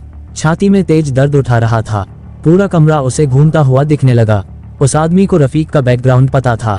वह समझ नहीं पा रहा था कि रफीक जैसा डॉन भी इस आदमी के आगे इस तरह झुककर क्यों बात कर रहा है। रेहान ने पूरे टाइम फोन स्पीकर पर रखा था। उसने सुना था कि रफीक भाई कैसे भीगी बिल्ली की तरह रेहान को हर चीज के लिए बस हाँ किए जा रहा था। अब उसकी टांगें कांपनी शुरू हो गई थी। वह समझ गया था कि रेहान कोई बहुत बड़ी हस्ती है, पर जब उसने अपनी कंपनी के लोगों को खड़ा हुआ देखा तो उसे लगा कि नहीं, वह ऐसे चुप होकर हार नहीं मान सकता। अचानक से वह रेहान पर चिल्लाया, ये फेक कॉल है, तुम मुझे पागल बना रहे हो। कोई तुम्हारा ही आदमी वहां से रफीक भाई बनने की एक्टिंग करके बात कर रहा है। मैं तुम्हें जिंदा नहीं छोड़ूंगा। उस आदमी ने अपने सिक्योरिटी गार्ड की तरफ देखकर कहा, मारो इन सबको, हाथ पैर तोड़ दो इनके, कोई यहाँ से जिंदा जाना नहीं चाहिए। उस आदमी के सिक्योरिटी गार्ड्स तेजी से रेहान, हिना, मैगी पर झपटे, पर अगले 1 मिनट के अंदर जो वहां पर हो गया वह तो किसी ने सपने में भी नहीं सोचा था। वह 20 के 20 लोग नीचे टूटे फूटे पड़े थे। बिजली की तेजी से हिना और मैगी के हाथ पैर चले और स्तब्ध हो गए। रेहान खड़ा मुस्कुरा रहा था। एंथनी तो अपनी जगह से हिला ही नहीं। उसको तो ऐसी जगह पर मजा आता था चुपचाप तमाशा देखने में। समर को रेहान बाहर ही छोड़कर आया था क्योंकि उसे पता था कि अंदर बड़ी से बड़ी बात भी हो जाए तब भी उसके लिए मैगी और हिना ही काफी हैं। अपने गार्ड्स की ऐसी पिटाई देखकर भी उस आदमी को यकीन नहीं आया कि यह सब उसके साथ सच में हो रहा है। वह अपने ही लोगों पर चिल्लाता हुआ बोला, क्या नाटक कर रहे हो? लड़कियों से मार खा गए, उठो नीचे से, लड़ो इनसे। इस दिन के लिए मैं तुमको पैसे खिला खिला कर पाला है। उस आदमी का सिक्योरिटी गार्ड जो अपना पेट पकड़कर जमीन पर पड़ा था, जिसके 2 दांत अभी अभी मैगी ने तोड़ दिए थे, वह रोता हुआ बोला, सर मेरी पसलियां टूट गई है, मैं नहीं उठ सकता। दूसरे गार्ड ने कहा, सर इन लड़कियों से कोई भी नहीं लड़ सकता, ये लड़कियां इंसान नहीं है, ये तो कोई हैवान मालूम होती है। मुझे तो लग रहा है कि मेरी आंतें बाहर आ जाएंगी। उनका बॉस कुछ रिएक्ट करता इससे पहले ही उसका फोन बजा। फोन रफीक भाई का था। उसने फोन उठाया और रफीक के बोलने से पहले ही बोलने लगा, रफीक भाई आपको पता है यहाँ एक रेहान नाम का लड़का आया है, एकदम पागल सिर फिरा है, अपने को बहुत रईस दिखा रहा है। अभी किसी के फोन पर बात करते हुए ऐसे एक्टिंग कर रहा था कि आपसे ही बात कर रहा हो। इतनी बड़ी बड़ी फेंक रहा है जैसे खड़े खड़े इस बिल्डिंग को खरीद सकता है। इस आदमी को सबक सिखाना बहुत जरूरी है रफीक भाई। आप अपने कुछ लोग यहाँ पर भेज दीजिए, जितनी जल्दी हो सके, मुझे आपकी हेल्प की जरूरत है। रफीक ने उधर से कहा, रेहान मित्तल नाम है उनका, तमीज से बात करो और पहले तुम सबसे जरूरी बात सुनो। अब से तुम इस बिल्डिंग में अपना ऑफिस कंटिन्यू नहीं कर सकते। मुझे शाम तक अपनी बिल्डिंग खाली चाहिए। मेरा आदमी अभी तुम्हारे कॉन्ट्रैक्ट कैंसिलेशन के पेपर लेकर वहां पहुंच रहा है। ये बिल्डिंग मिस्टर रेहान ने खरीद ली है। शांति से इस बिल्डिंग के बाहर हो जाओगे तो अच्छा है, वरना तुम जानते हो कि मेरे लोग तुम्हारे साथ क्या कर सकते हैं। कहकर रफीक ने फोन रख दिया। उस लाइट एंटरटेनमेंट कंपनी का बॉस खड़े खड़े पत्थर जैसा स्टैचू हो गया। पर उसकी मुसीबतें अभी यहाँ पर खत्म नहीं होने वाली थी।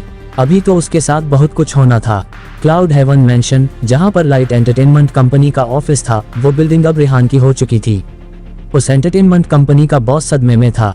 उसके सारे सिक्योरिटी गार्ड्स मैगी से पिटने के बाद नीचे जमीन पर पड़े कराह रहे थे। रफीक भाई उसे शाम तक बिल्डिंग खाली करने का अल्टीमेटम दे चुका था। उसको समझ नहीं आ रहा था वो करे तो करे क्या। उसकी कंपनी के जितने भी एम्प्लॉइज वहां खड़े थे, उन लोगों को अब अपने फ्यूचर की फिक्र हो रही थी। वो ट्रेनर्स जिन्होंने आशीष खन्ना के साथ काम करने से मना कर दिया था, वह समझ गए थे कि उनसे बहुत बड़ी गलती हो गई है। रेहान मित्तल बहुत बड़ी हस्ती है। उसकी एंटरटेनमेंट कंपनी को सक्सेस होने से कोई नहीं रोक सकता। जिस आदमी ने खड़े खड़े 200 करोड़ की बिल्डिंग खरीद ली, उस आदमी की पावर का अंदाजा लगाना उन लोगों के लिए नामुमकिन था। उन सब ने एक दूसरे की तरफ देखा और इशारों में ही जैसे कुछ डिसाइड किया। वो सब एक साथ आगे आए और रेहान से कहा, सर आप इस तरह अचानक इस बिल्डिंग को खरीद रहे हैं, सब कुछ बंद हो जाएगा। ऑफिस ही नहीं रहेगा तो हम लोग कहाँ जाएंगे? हम लोगों के बच्चे तो भूखे मर जाएंगे। हमारा क्या होगा सर? रेहान ने कुछ देर सोचा और कहा, पहले मैं सिर्फ ये बिल्डिंग खरीद रहा था, पर आप लोगों की बात सुनकर मुझे लगता है कि मुझे इस कंपनी को भी टेक ओवर कर लेना चाहिए ताकि आप लोगों का फ्यूचर सिक्योर हो सके। आप लोग अभी तक जो काम करते आए थे वही काम कंटिन्यू रखिएगा। बस हायर मैनेजमेंट के लोग बदल जाएंगे और कोई खास फर्क नहीं आएगा। रेहान के ये कहने पर उस लाइट एंटरटेनमेंट कंपनी के बॉस के तो पैर कांपने लगे। गुस्से और अपमान के मारे उसका बुरा हाल था। वह जमीन पर घुटनों के बल गिर गया। उसने रूनासा हो रेहान से बोला, मेरी कंपनी कैसे खरीद सकते हो तुम? ये गलत है, मैं अपनी कंपनी किसी हाल में नहीं बेचूंगा। रेहान ने उससे कहा, बेचने खरीदने की नौबत तो तब आएगी ना जब जिंदा रहोगे। तुमने अभी खुद ही थोड़ी देर पहले कहा था कि मैं इस बिल्डिंग का अगर एक फ्लोर भी खरीद लूंगा तो तुम इसकी छत से जाओगे। फ्लोर क्या, मैंने तो पूरी बिल्डिंग खरीद ली है। कायदे से तो तुम्हें अब छत पर जाकर कूद जाना चाहिए। 40 फ्लोर की बिल्डिंग है, मैं खुद तुम्हें लिफ्ट में ऊपर छोड़कर आऊंगा। रेहान के ये कहने पर उस आदमी का चेहरा देखने वाला था। वह डर से कांपता हुआ बोला, तुम मेरे साथ ऐसा नहीं कर सकते। रेहान ने बहुत कैजुअली जवाब देते हुए कहा, ठीक है, नहीं करूंगा। फिर तुम्हारे पास दो ऑप्शन हैं, या तो तुम खुद ऊपर जाओ और कूद जाओ, और अगर तुमने कूदने का इरादा बदल दिया है तो एक और ऑप्शन भी है। बिना फालतू नौटंकी किए ये कंपनी मेरे नाम कर दो। यूं तो मैं इस कंपनी के पेपर्स पर तुमसे जबरदस्ती साइन करवा लूं तब भी तुम मेरा कुछ नहीं बिगाड़ पाओगे। पर मैं भला आदमी हूँ, तुम्हारी तरह बेईमान नहीं हूँ। इसलिए जो भी तुम्हारी कंपनी की मार्केट वर्थ है उतनी पेमेंट मैं तुम्हें दूंगा। अब चॉइस तुम्हारी है कि क्या करना चाहते हो। कंपनी को टेक ओवर करने का पहले रेहान का इरादा नहीं था, पर आज जिस तरह से पिछले कुछ घंटों में हालात बदले थे, रेहान ने अपने लोगों को बहुत तेज स्पीड से इस बिल्डिंग के कागज तैयार करवाने को कहा था। जब आशीष खन्ना का फोन आया था कि उसे डिटेन कर लिया गया है, तब तक रेहान ने इस कंपनी के बारे में वैसे भी सारी मालूमात कर ली थी।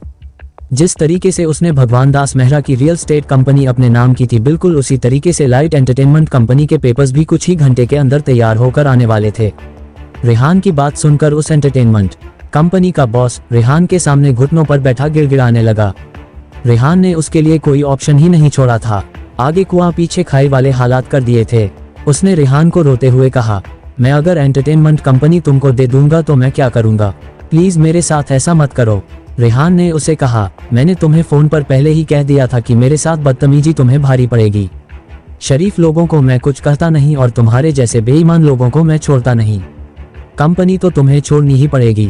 तुम आगे क्या करोगे क्या नहीं करोगे ये तुम्हारा प्रॉब्लम है।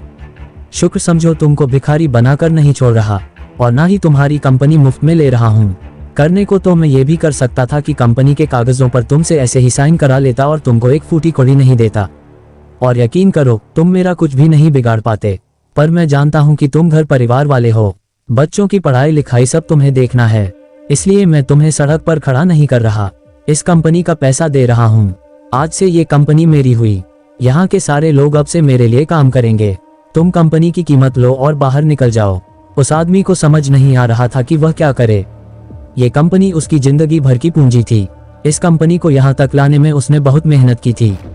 वो कुछ देर सोचता रहा, फिर रेहान से बोला, इससे तो मर जाना बेहतर है, पर मैं ये कंपनी तुम्हारे नाम नहीं करूंगा। रेहान ने उसे कहा, ठीक है, मुझे कोई दिक्कत नहीं है, रोज लाखों लोग मरते हैं, तुम भी सही। रेहान ने एंथनी की तरफ देखकर कहा, इसको ले जाके ऊपर से नीचे फेंक दो। वैसे भी इसने खुद ही कहा था कि अगर मैं ये बिल्डिंग खरीद लूंगा तो ये छत से नीचे कूद जाएगा। जाओ इसकी इच्छा पूरी कर ही दो। एंथनी जैसे ही उस आदमी की तरफ बढ़ा वो बुरी तरह से डर गया। वो भागकर रेहान के पास आया और रेहान के पैरों से लिपट गया। वो रोते हुए रेहान से बोला, नहीं नहीं, मुझे मत मारो, मुझे किस बात की सजा दे रहे हो तुम? हमारी तो कोई दुश्मनी भी नहीं है, एक गलतफहमी ही तो हुई है बस। मैं इस आशीष खन्ना को भी कुछ नहीं कहता, मुझे तो इस दूसरे कास्टिंग डायरेक्टर ने भड़काया था, बल्कि यह मुझे आशीष के खिलाफ बहुत टाइम से भड़का रहा था, इसलिए मैं आशीष को ठीक से ट्रीट भी नहीं कर रहा था। इसने मुझसे कहा कि आशीष मेरी कंपनी के सीक्रेट्स मेरे कंपटीटर्स को बेचता है। आज मैंने जब इसको उन लोगों के साथ इस तरह डील करते देखा तो मुझे यकीन आ गया कि मेरी कंपनी में यही गद्दार है।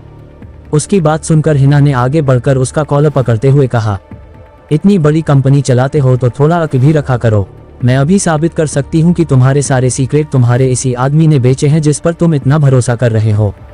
आशीष खन्ना पूरी तरह निर्दोष है। मैंने जब तुम्हारी कंपनी के बारे में सारी तहकीकात की तभी मुझे पता चल गया था कि तुम्हारी कंपनी में बहुत कुछ गलत हो रहा है, और उस गलत के पीछे तुम्हारा यही कास्टिंग डायरेक्टर है जिस पर तुम इतना अंधा विश्वास कर रहे हो।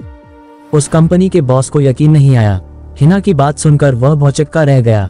अपने जिस एम्प्लॉय के बहकावे में आकर वह इतना कुछ कर बैठा, दरअसल वही असली गद्दार है। उसी की वजह से उसकी कंपनी को लगातार नुकसान हो रहा था। हिना ने उसके बाद कुछ फोन मिलाए और उन लोगों से स्पीकर पर बात की। हिना ने जब मित्तल एम्पायर का रेफरेंस दिया तो उन लोगों ने सीधे तौर पर एडमिट कर लिया कि उनको कंपनी की अंदरूनी जानकारी कौन बेच रहा था। अपने साथ इतना बड़ा धोखा होते देख कंपनी के बॉस को गहरा सदमा लगा। उसने अपना सिर पकड़ लिया कि एक झूठे गद्दार आदमी के कहने पर वह अपना सब कुछ बिगाड़ बैठा है। रेहान के हाथों जलील होने की वजह से वह पहले ही बुरी तरह से तिलमिलाया हुआ था। ये सब देख सुनकर उसको और कुछ नहीं सूझा। वह उठा और जानवरों की तरह उस दूसरे कास्टिंग डायरेक्टर को पीटने लगा जो आशीष खन्ना से बदला लेने के लिए इतना गिर गया था। रेहान ये सब होता देखकर सोच में पड़ गया। रेहान अपनी खुशकिस्मती के बारे में भी सोच रहा था कि उसके पास कितने रिलायबल लोग हैं। अगर आपकी कंपनी में एक भी इंसान इस लेवल का गद्दार हो तो वह आपको तबाह कर सकता है। ये सब देखकर पता नहीं रेहान को क्या हुआ कि उसने उस कंपनी को खरीदने का इरादा बदल दिया। उसने लाइट एंटरटेनमेंट कंपनी के बॉस को कहा, मैं समझता हूँ कि वाकई इस कंपनी को खड़ा करने में तुमने बहुत मेहनत की है। ये बिल्डिंग तुम्हें वापस नहीं मिलेगी, पर मैं कंपनी भी तुमसे नहीं ले रहा। तुमको जहाँ इसका ऑफिस शुरू करना है शौक से करो, पर यहाँ से निकल जाओ। उस आदमी को समझ नहीं आ रहा था कि वह रेहान को क्या जवाब दे। रेहान की बात सुनकर वहाँ जितने भी एम्प्लॉइज खड़े थे वह आगे बढ़कर रेहान से बोले, पर अब हम यहाँ पर काम नहीं करना चाहते। आपने जो एंटरटेनमेंट कंपनी शुरू की है, हम में से अधिकतर लोग वहाँ ज्वाइन करना चाहते हैं। प्लीज सर, हम लोगों को आप अपने साथ काम करने का एक मौका दीजिए। हम आपको निराश नहीं करेंगे। आशीष खन्ना उन लोगों के बदलते तेवर देखकर हैरान था। वो लोग जो थोड़ी देर पहले उसे ज्ञान दे रहे थे कि वह एक नाव से दूसरी नाव पर जंप नहीं करते, अब अचानक सबके सब रेहान की कंपनी में जाना चाहते थे। आशीष खन्ना साफ देख सकता था कि किस तरीके से उन लोगों ने रेहान से मिलने के बाद अपना इरादा बदल दिया है। वह समझ गए हैं कि रेहान बहुत पैसे वाला है और फ्यूचर में उसकी कंपनी बहुत ऊपर जाएगी। यही बात जब आशीष उनको समझा रहा था तब वो सब उससे बहस करके उल्टा उसकी ही बेइज्जती कर रहे थे। जिन आर्टिस्ट्स के कंपनी के साथ लॉन्ग टर्म कॉन्ट्रैक्ट थे वह जरूर इस वक्त मुश्किल में दिखाई दे रहे थे। वो लाइट एंटरटेनमेंट कंपनी का काम नहीं छोड़ सकते थे, जबकि कंटिन्यू वह भी नहीं करना चाहते थे। बात जंगल की आग की तरह फैल गई थी। जो आर्टिस्ट और एम्प्लॉय वहां प्रेजेंट नहीं थे वो भी कंपनी ऑफिस में सिचुएशन को समझने के लिए लगातार कॉल कर रहे थे। हर तरफ एक क्योस क्रिएट हो गया था। रेहान ने सबको शांत करते हुए कहा, मंडी हाउस के इलाके में मेरा एक कल्चरल क्लब है। उसी के सेकंड फ्लोर पर अभी मेरी एंटरटेनमेंट कंपनी का टेम्पररी ऑफिस चलता है। आप में से जो लोग भी ज्वाइन करना चाहते हैं अपना बायोडेटा लेकर वहां रिपोर्ट कर सकते हैं। उसके बाद रेहान ने हिना की तरफ देखकर कहा, यहाँ पर मेरा काम खत्म हो चुका है, मैं अब क्लब वापस जा रहा हूँ। तुम मिस्टर आशीष खन्ना की ड्रेसिंग करवा देना और फिर इन्हें घर छोड़कर क्लब आ जाना। फिर रेहान ने आशीष खन्ना को कहा, सॉरी मैं आने में थोड़ा लेट हो गया और आपको इतनी चोटें आ गई। आशीष खन्ना ने रेहान को कहा, इट्स ओके सर, अभी भी आप बहुत टाइम पर आए, वरना इस आदमी ने तो मुझे जान से मरवाने में कोई कसर नहीं छोड़ी थी। आशीष ने उस दूसरे कास्टिंग डायरेक्टर की तरफ इशारा करते हुए कहा। रेहान ने कहा, हाँ, और मुझे लगता है कि ऐसे आदमी को सबक सिखाना बहुत जरूरी है। रेहान ने हिना को बोला, यह आदमी जब इस कंपनी से बाहर जाए तो अपने पैरों पर चलकर जाने लायक ना रहे। वो कास्टिंग डायरेक्टर रेहान का ऑर्डर सुनकर वह बुरी तरह से टेरिफाइड हो गया। उसने डर के मारे कांपते हुए कहा, मुझे छोड़ दो, मैंने कुछ नहीं किया। रेहान ने कहा, तुम सबसे बड़े गद्दार हो, तुमको सजा हर हाल में मिलनी चाहिए। तुम्हारे जैसों का अंजाम भी ऐसा होना चाहिए कि हर कोई उसे देखकर सबक ले। तुम्हें छोड़ दिया तो आगे पता नहीं कितने आस्तीन के सांप फन उठाएंगे। हिना, मैंने जो कहा है उस पर अमल होना चाहिए। हिना ने हाँ में सिर हिला दिया। हिना को अपनी तरफ बढ़ता देखकर उस आदमी की चीखें तो आसमान छूने लगी। रेहान बिल्डिंग से बाहर जाते जाते रुका और पलटकर उसने उस कंपनी के बॉस को कहा, शाम तक तुमको ये बिल्डिंग खाली करनी है। याद रखना मैंने कंपनी तुमसे नहीं ली, यही बहुत एहसान समझो।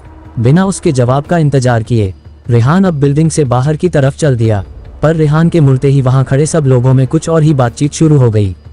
जो बातें वह लोग कर रहे थे उसके बारे में तो रेहान को भी कोई अंदाजा नहीं था कि ऐसा हो चुका है। लाइट एंटरटेनमेंट कंपनी के ऑफिस से रेहान के बाहर निकलते उस कंपनी के सारे एम्प्लॉयज में हलचल शुरू हो गई। किसी को आइडिया नहीं था कि मंडी हाउस का वह कल्चरल क्लब जो पिछले कुछ टाइम में इतनी पॉपुलैरिटी गेन कर चुका है वो भी रेहान का ही है। सब इस नए रिविलेशन से तो अब और भी ज्यादा हैरान थे। रेहान को लेकर अब तो किसी के दिमाग में कोई सेकंड थॉट नहीं था। सबने पक्का इरादा कर लिया था कि उन्हें तो रेहान की ही कंपनी ज्वाइन करनी है। सब में इसी बात की चर्चा थी कि जो आदमी 1 महीने के अंदर एक क्लब को इतनी ऊंचाइयों दे सकता है वह एंटरटेनमेंट कंपनी को तो कहां से कहां पहुंचा देगा। पर सच्चाई ये थी कि रेहान को खुद भी आइडिया नहीं था कि क्लब इतना पॉपुलर हो चुका है। वह तो 1 महीने से जूही डमरू के साथ घर पर सब कुछ संभाल रहा था। यहाँ पर इवेंट्स कैसे प्रोग्रेस किए उसे खुद भी पता नहीं था। लाइट एंटरटेनमेंट के ऑफिस से बाहर निकलते हुए रेहान ने उन लोगों की बातें सुन ली थी। रेहान ने कार में बैठकर मैगी से पूछा, क्या हमारा क्लब वाकई इतना पॉपुलर हो चुका है? मैगी ने मुस्कुराते हुए कहा, सर लग तो मुझे भी कुछ ऐसा ही रहा है। रेहान ने मैगी को बोला, यहाँ से सीधा क्लब ही चलते हैं, वही पता करते हैं कि आखिर क्लब में ऐसा क्या हुआ है। लगता है कियारा, राधिका, नील, साशा ये सब बहुत मेहनत कर रहे हैं, पर ऐसा क्या जादू कर दिया है कि क्लब ने 1 महीने में इतनी बुलंदी छू ली है। मैगी ने रेहान को कहा, सर हमारे सारे आर्टिस्ट बहुत टैलेंटेड हैं। साशा का मैनेजमेंट भी कमाल है और जहां तक मुझे पता है आपने स्टारमून रिसोर्ट के सीईओ को भी कहा था कि वो क्लब की एडवर्टाइजमेंट और पीआर के लिए अपने सारे सोर्सेस लगा दें। दिल्ली यूनिवर्सिटी से लेकर आसपास के सारे इंस्टीट्यूशंस को भी उन्होंने अप्रोच किया था। उस सब का ही नतीजा होगा कि क्लब इतनी पॉपुलैरिटी गेन कर गया है। माउथ पब्लिसिटी से भी बहुत कुछ होता है। शुरू में लोग क्यूरियोसिटी की वजह से आए होंगे, फिर जब इतने इलेक्ट्रीफाइंग परफॉर्मेंस देखी होंगी तब बार बार आ रहे होंगे। मैंने क्लब के बाहर बोर्ड भी देखा था कुछ क्लासेस का। मुझे लग रहा है राधिका और कियारा ने कोई सिंगिंग परफॉर्मिंग क्लासेज भी शुरू की हैं। उसके एनरोलमेंट से भी क्लब को फायदा हुआ होगा। रेहान ने मैगी की बातें सुनकर हाँ में सिर हिलाया। रेहान को कियारा पर बहुत प्राउड फील हो रहा था। वो कियारा को उन दिनों से फॉलो करता था जब वह खुद कुछ भी नहीं था, और कियारा इंस्टा पर एक सिंगिंग सेंसेशन थी। उन दिनों कियारा को सुनते हुए रेहान ने कभी सोचा भी नहीं था कि वो कभी उससे बात भी कर पाएगा। कितने लंबे समय तक उसने कियारा को फॉलो किया था, इसका आइडिया तो कियारा को भी नहीं है। रेहान ने कभी सपने में भी नहीं सोचा था कि एक दिन कियारा उसकी जिंदगी में इस तरह शामिल हो जाएगी। उसे बहुत अच्छा लग रहा था कियारा उसके साथ मिलकर अपने करियर को आगे बढ़ा रही थी। और नील पर तो वह जितना गुमान करे उतना कम था। वह दोस्त जो भाई से बढ़कर है, उसकी धड़कनों में बसा है। आज वह हर तरीके से उसका साथी हो गया है। कॉलेज में हर कदम पर साथ रहने वाले अब बिजनेस बढ़ाने में भी साथ साथ हैं। जिस तरह से चीजें अनफोल्ड हो रही थी रेहान खुश था। यही सब सोचते सोचते कब क्लब आ गया उसे पता ही नहीं चला। क्लब के बाहर गाड़ी रुकी तो रेहान हैरान रह गया। क्लब की तो बाहर से काया पलट हो रखी थी। क्लब की ओपनिंग को 1 महीना पूरा हुआ था। क्लब के सब लोग इस दिन को सेलिब्रेट करना चाहते थे। जब रेहान वहां पहुंचा तो पूरी बिल्डिंग फूलों और लाइटों से सजी हुई थी। बाहर गेट तक रेड कारपेट बिछा हुआ था। उसके दोनों तरफ क्लब में काम करने वाले लोग खड़े थे। बहुत सी कॉलेज गोइंग गर्ल्स भी थी जो वहां शायद अब क्लासेस अटेंड करने आती थी। जैसे ही रेहान गाड़ी से उतर के बिल्डिंग की तरफ बढ़ा, दोनों तरफ से उस पर फूल बरसाए जाने लगे। रेहान के लिए यह एक बहुत प्लेजेंट सरप्राइज था। पहली बार ऐसा हो रहा था कि रेहान पब्लिकली इतना शाई फील कर रहा था। उसे समझ ही नहीं आया कि वह कैसे रिएक्ट करे। वो बिना कुछ बोले बस मंद मंद मुस्कुराता रहा। कियारा भी सामने खड़ी मुस्कुरा रही थी। ये सारी तैयारी रेहान के लिए उसने ही करवाई थी। रेहान ने उसे आंखों के इशारे से कहा कि वो ये फूल बरसवाना बंद कर दे। रेहान के एक्सप्रेशन देखकर कियारा जोर से हंस पड़ी। वो बहुत अदा से चलती हुई उसके पास आए और बोली, एंजॉय करो स्वीट हार्ट, क्लब आज इस बुलंदी पर तुम्हारे इनिशिएटिव से ही पहुंचा है। रेहान ने उसके कान में धीरे से कहा, नो माई डार्लिंग, मुझे अच्छे से पता है ये तुम्हारी और नील की कामयाबी है। सारी मेहनत तुम लोगों ने ही की है, यह मैं जानता हूँ। कियारा ने रेहान को कहा, सिर्फ मेरा और नील का ही कंट्रीब्यूशन नहीं है, साशा ने भी बहुत एफर्ट किया है और राधिका की सिंगिंग के भी बहुत सारे फैंस हैं। हम सबका ही कलेक्टिव एफर्ट है। यहाँ पर एक एक इंसान ने अपनी जान लगा दी है, पर यह सब कुछ संभव नहीं हो पाता ना रेहान, अगर तुम हमें इतना बड़ा प्लेटफॉर्म नहीं देते। कियारा की बात सुनकर रेहान मुस्कुरा दिया। उनके क्लब में म्यूजिक और पेंटिंग क्लासेस के लिए भी बहुत से लड़के आने लगे थे। इस वक्त रेहान को वेलकम करते हुए वो लोग अपना बैंड बनाकर लाइव परफॉर्मेंस दे रहे थे। ये सब देखकर रेहान बहुत ज्यादा ओवरवेल्म फील कर रहा था। उसके अपने लोगों उसे इतना प्यार करते हैं, ये देखकर आज पहली बार वह इस तरह इमोशनल हुआ जा रहा था। रेहान ने अभी क्लब के अंदर एंटर भी नहीं किया था कि बाहर एक के बाद एक काफी सारी गाड़ियां आकर रुकी। उन गाड़ियों में लाइट एंटरटेनमेंट कंपनी के आर्टिस्ट्स और एम्प्लॉइज थे। वह लोग अब अपने बॉस की हालत देखने के बाद एक दिन भी वहां पर नहीं गंवाना चाहते थे। वे सब रेहान के पीछे पीछे ही क्लब आ गए। रेहान ने उन्हें कहा जो था कि रेहान की एंटरटेनमेंट कंपनी का ऑफिस भी क्लब के ऊपर ही है। पर अब जब वो क्लब पहुंचे तो वहां की रौनक देखकर तो सब लोग दंग रह गए थे। रेहान उन सबको पीछे पीछे यूं आया देखकर पहले सरप्राइज हुआ, पर फिर समझ गया कि वह लोग उसको ज्वाइन करने के लिए बहुत डेस्परेट हैं। रेहान ने आगे बढ़कर उन सबको खुद वेलकम किया। उन लोगों ने एक साथ रेहान को कहा कि वह अब से रेहान के लिए ही काम करेंगे। रेहान के आने की खबर मिलते ही साशा भी बाहर आ गई थी। इस समय वह रेहान के साथ ही खड़ी थी। रेहान ने साशा को उन लोगों से इंट्रोड्यूस कराते हुए बताया कि यह सब लोग पहले लाइट एंटरटेनमेंट कंपनी में काम करते थे, पर इन सब ने वहां से नौकरी छोड़ दी है। ये सब हमें ज्वाइन कर रहे हैं, अब से ये भी हमारे एम्प्लॉइज हैं। रेहान ने साशा की तरफ देखकर कहा, दैट्स ग्रेट, क्यों ना हम आज बल्कि अभी एक फॉर्मल इंट्रोडक्टरी सेशन रखें। अंदर चलते हैं। माइक पर सबको इंट्रोड्यूस कराएंगे कि आज स्पेशल डे पर हमारे क्लब में कितने सारे आर्टिस्ट एक साथ ज्वाइन कर रहे हैं। यह मोमेंट सबके लिए यादगार हो जाएगा और जितने लोग भी ये इवेंट अटेंड कर रहे हैं उनके लिए भी इस तरह का एक्सपेंशन इलेक्ट्रीफाइंग और सरप्राइजिंग होगा। रेहान ने साशा को कहा, हाँ ये ब्रिलियंट आइडिया है, सबको लगेगा कि हमने आज के स्पेशल डे ही यह करना डिसाइड किया हुआ था। उनके लिए ये सब कुछ बहुत एक्साइटमेंट भरा हो जाएगा। साशा ने रेहान को कहा, मैं जाकर स्टेज सेट करती हूँ, उसके बाद लोगों को इंट्रोड्यूस करवाना शुरू करूंगी।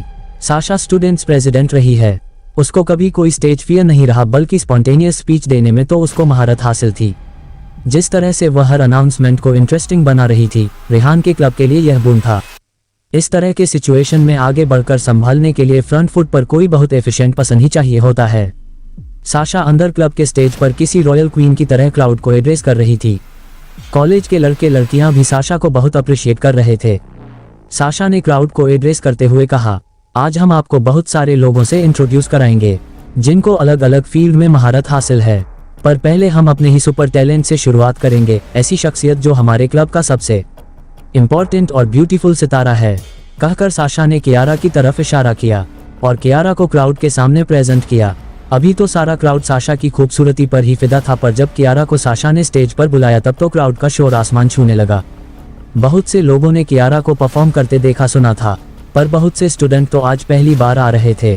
साशा ने उसके बाद एक एक करके सबका इंट्रोडक्शन क्राउड के साथ करवाया। सब ने 1 मिनट का परफॉर्मेंस दिया और कंपनी में अपना अपना डेजिग्नेशन और रोल बताया। जितने लोग अटेंड कर रहे थे वो सब के सब दंग थे कि एक ही क्लब के अंदर इतनी खूबसूरती, इतना टैलेंट और इतना रेंज आज तक उन्होंने नहीं देखा था। क्राउड उन सबको बहुत एक्साइटमेंट के साथ चीयर अप कर रहा था। सब तरफ यही बात थी, इतना एक्सेप्शनल टैलेंट एक ही जगह पर आज तक उन लोगों ने नहीं देखा था। लाइट एंटरटेनमेंट कंपनी के जो एम्प्लॉयज अभी वहां आए थे, जिन्हें शुरुआत में लगा था कि यह तो छोटी कंपनी है, 10 एम्प्लॉय और 4 आर्टिस्ट के साथ यह क्या ही कर लेंगे, आज उनको अपनी गलती का एहसास हो गया था। उन्हें दिख गया था कि रेहान के 4 आर्टिस्ट भी इतने कमाल के हैं कि उनकी कंपनी के 100 आर्टिस्ट पर भारी हैं। प्रतिभा मैम अपने बाकी साथियों को बोल रही थी, हमने आशीष खन्ना की बात न मानकर कितनी बड़ी गलती की थी। ये तो शुक्र है कि हालात इस तरह बदले कि हम लोगों को यहाँ आने का मौका मिल गया, वरना हम ये लाइफ टाइम अपॉर्चुनिटी गंवा देते। ये कंपनी तो बहुत ऊपर जाएगी ही, पर ऐसा बॉस भी किस्मत से मिलता है। मिस्टर रेहान का कोई मुकाबला नहीं है। यहाँ के सारे एम्प्लॉयज को देखो, कितने खुश लग रहे हैं। मिस्टर रेहान के उन सब से कितने दोस्ताना संबंध हैं। बहुत लकी है सबकी ऐसा बॉस मिला है जो अपने साथ साथ अपने एम्प्लॉयज की ग्रोथ पर इतना ध्यान देता है। बढ़ते बढ़ते क्राउड इतना बढ़ने लगा, सिक्योरिटी हेड ने आकर रेहान को कहा, सर क्लब कम्प्लीटली फुल हो चुका है, बाहर अभी भी बहुत सारे लोग खड़े हैं, हम इतना क्राउड मैनेज नहीं कर पाएंगे, स्पेस की कमी है। रेहान ने उसे कहा, मैं खुद भी नहीं चाहता कि कोई मिसहैपनिंग हो, हमें सेफ्टी नॉर्म्स का भी पूरी तरह से ध्यान रखना है। बाहर हाउसफुल का बोर्ड लगा दो और मेन गेट क्लोज कर दो। किसी भी इवेंट में अब और किसी को एंट्री नहीं मिलेगी। सिक्योरिटी हेड राशिद ने हाँ में सिर हिलाया और वहां से चला गया। रेहान बहुत खुश था, वो अपने लोगों के साथ मिलकर एंजॉय कर रहा था। नील रेहान को फोर्स कर रहा था कि अब तो ड्रिंक पार्टी भी बनती है, आज तो बहुत बड़ा सेलिब्रेशन है। क्लब को भी 1 महीना हो गया है और एक दूसरी एंटरटेनमेंट कंपनी के इतने सारे एम्प्लॉयज के आज जाने से उनकी एंटरटेनमेंट कंपनी को भी एक बूस्ट मिल गया है। एंटरटेनमेंट कंपनी के लिए नई ऑफिस बिल्डिंग भी एक्वायर हो गई है। जब यह नील को पता चला तो नील बेहद खुश हो उठा। इस 1 महीने में उसने भी बहुत रिसर्च की थी कि कंपनी को आगे किस तरीके से बढ़ाना है। उसको भी एक बड़े ऑफिस स्पेस की रिक्वायरमेंट दिखाई दे रही थी, पर वह रेहान से कह नहीं पा रहा था। अब जब रेहान ने उसे बताया कि एक बहुत बड़ी बिल्डिंग हमने अपनी एंटरटेनमेंट कंपनी के लिए ले ली है, तो नील खुशी के मारे उसके गले लग गया और भावुक होकर बोला, यार तू मेरे लिए कितना करेगा। रेहान ने उसे कहा, तू अगर ऐसी फालतू बातें करेगा तो पिट जाएगा मुझसे। अबे तुझ में और मुझ में सब कुछ हमारा है, तेरा और मेरा कुछ नहीं है अब। रेहान के एक तरफ कियारा बैठी थी और दूसरी तरफ नील।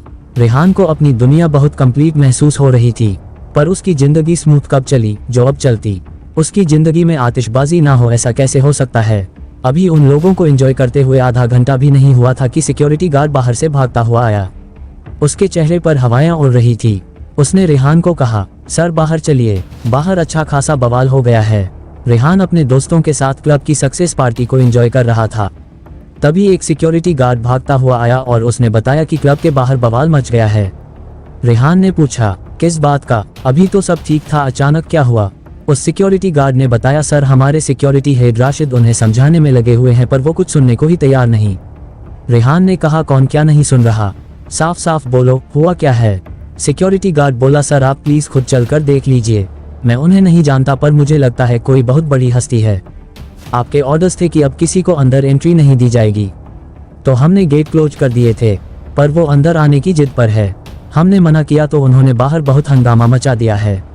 नील ने रेहान को कहा, तुम रुको यार, मैं देखता हूँ बाहर क्या तमाशा हो रहा है। नील में बाहर जाकर देखा तो गेट पर एक खूबसूरत लड़की सिक्योरिटी हेड राशिद से बहस कर रही थी। उस लड़की को देखकर नील याद करने लगा कि उसे कहाँ देखा है। उसकी शक्ल नील को काफी जानी पहचानी लग रही थी। साशा भी नील के पीछे पीछे बाहर आ गई थी। साशा ने उस लड़की को देखते ही कहा, अरे ये तो रेहाना है। यहाँ के म्यूजिक सर्कल में बहुत तेजी से पॉपुलर हुई है। जेड सीरीज की पॉप एल्बम्स में 2 गाने गा चुकी है जो काफी पॉपुलर हुए हैं। बहुत बददिमाग और कनिंग है। बाय हुक बाय क्रुक इसको काम लेना आता है। बहुत ओवर एम्बिशियस लड़की है। नील ने आशा को कहा, पर ये यहाँ क्यों आई है और अंदर आने के लिए इतनी जिद क्यों कर रही है। साशा ने नील को जवाब दिया, कुछ तो मोटिव जरूर होगा, बिना मतलब तो ये कुछ भी नहीं करती। समझ नहीं आ रहा क्या वजह हो सकती है। मैंने पिछले दिनों इसको म्यूजिक कंपोजर आर्यन अरोड़ा के साथ भी देखा था। कुछ हाई प्रोफाइल लोगों से भी इसने कनेक्शंस बना रखे हैं। यह उन लोगों में से है जो ऊपर चढ़ने के लिए रिश्तों को सीढ़ियों की तरह इस्तेमाल करते हैं। नील ने साशा को कहा, इसका कोई क्लास नहीं है क्या, कितनी चीप लैंग्वेज में राशिद से लड़ रही है, इसको इतना भी लिहाज नहीं है कि उम्र में इतने बड़े आदमी से बात कर रही है। साशा ने नील को जवाब दिया, ऐसी ही है ये, मुझे खुद भी नहीं समझ आ रहा कि यहाँ आने के पीछे इसका क्या मकसद है। तभी साशा को पीछे गाड़ी में आर्यन बैठा हुआ दिखा।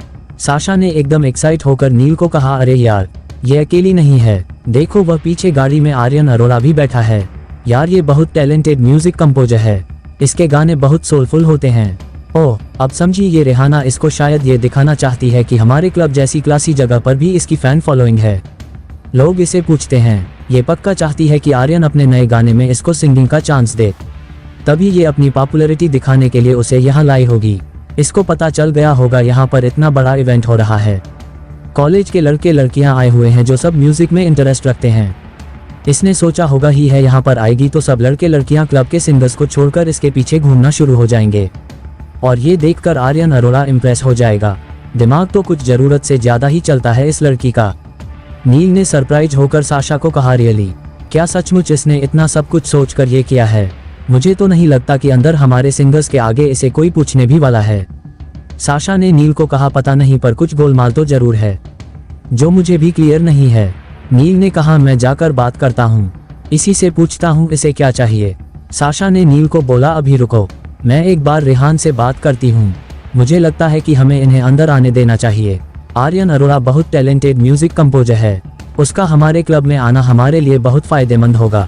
हमारे पास इतना जबरदस्त सिंगिंग टैलेंट है, अगर आर्यन अरोड़ा की नज़र में हम लोगों के क्लब के आर्टिस्ट आएंगे तो फ्यूचर में ये हमारे लिए बहुत बेनिफिशियल होगा। नील को अपनी बात कहकर साशा अंदर चली गई। रेहान उनका इंतजार कर ही रहा था, वो भी क्यूरियस था ये जानने के लिए कि बाहर क्या हंगामा हुआ है। साशा ने आकर सब कुछ रेहान को बताया। रेहान ने साशा से कहा कि यारा से पूछकर देखता हूँ, वो शायद इस रेहाना को जानती हो, क्या पता उसने ही इसे यहाँ बुलाया हो।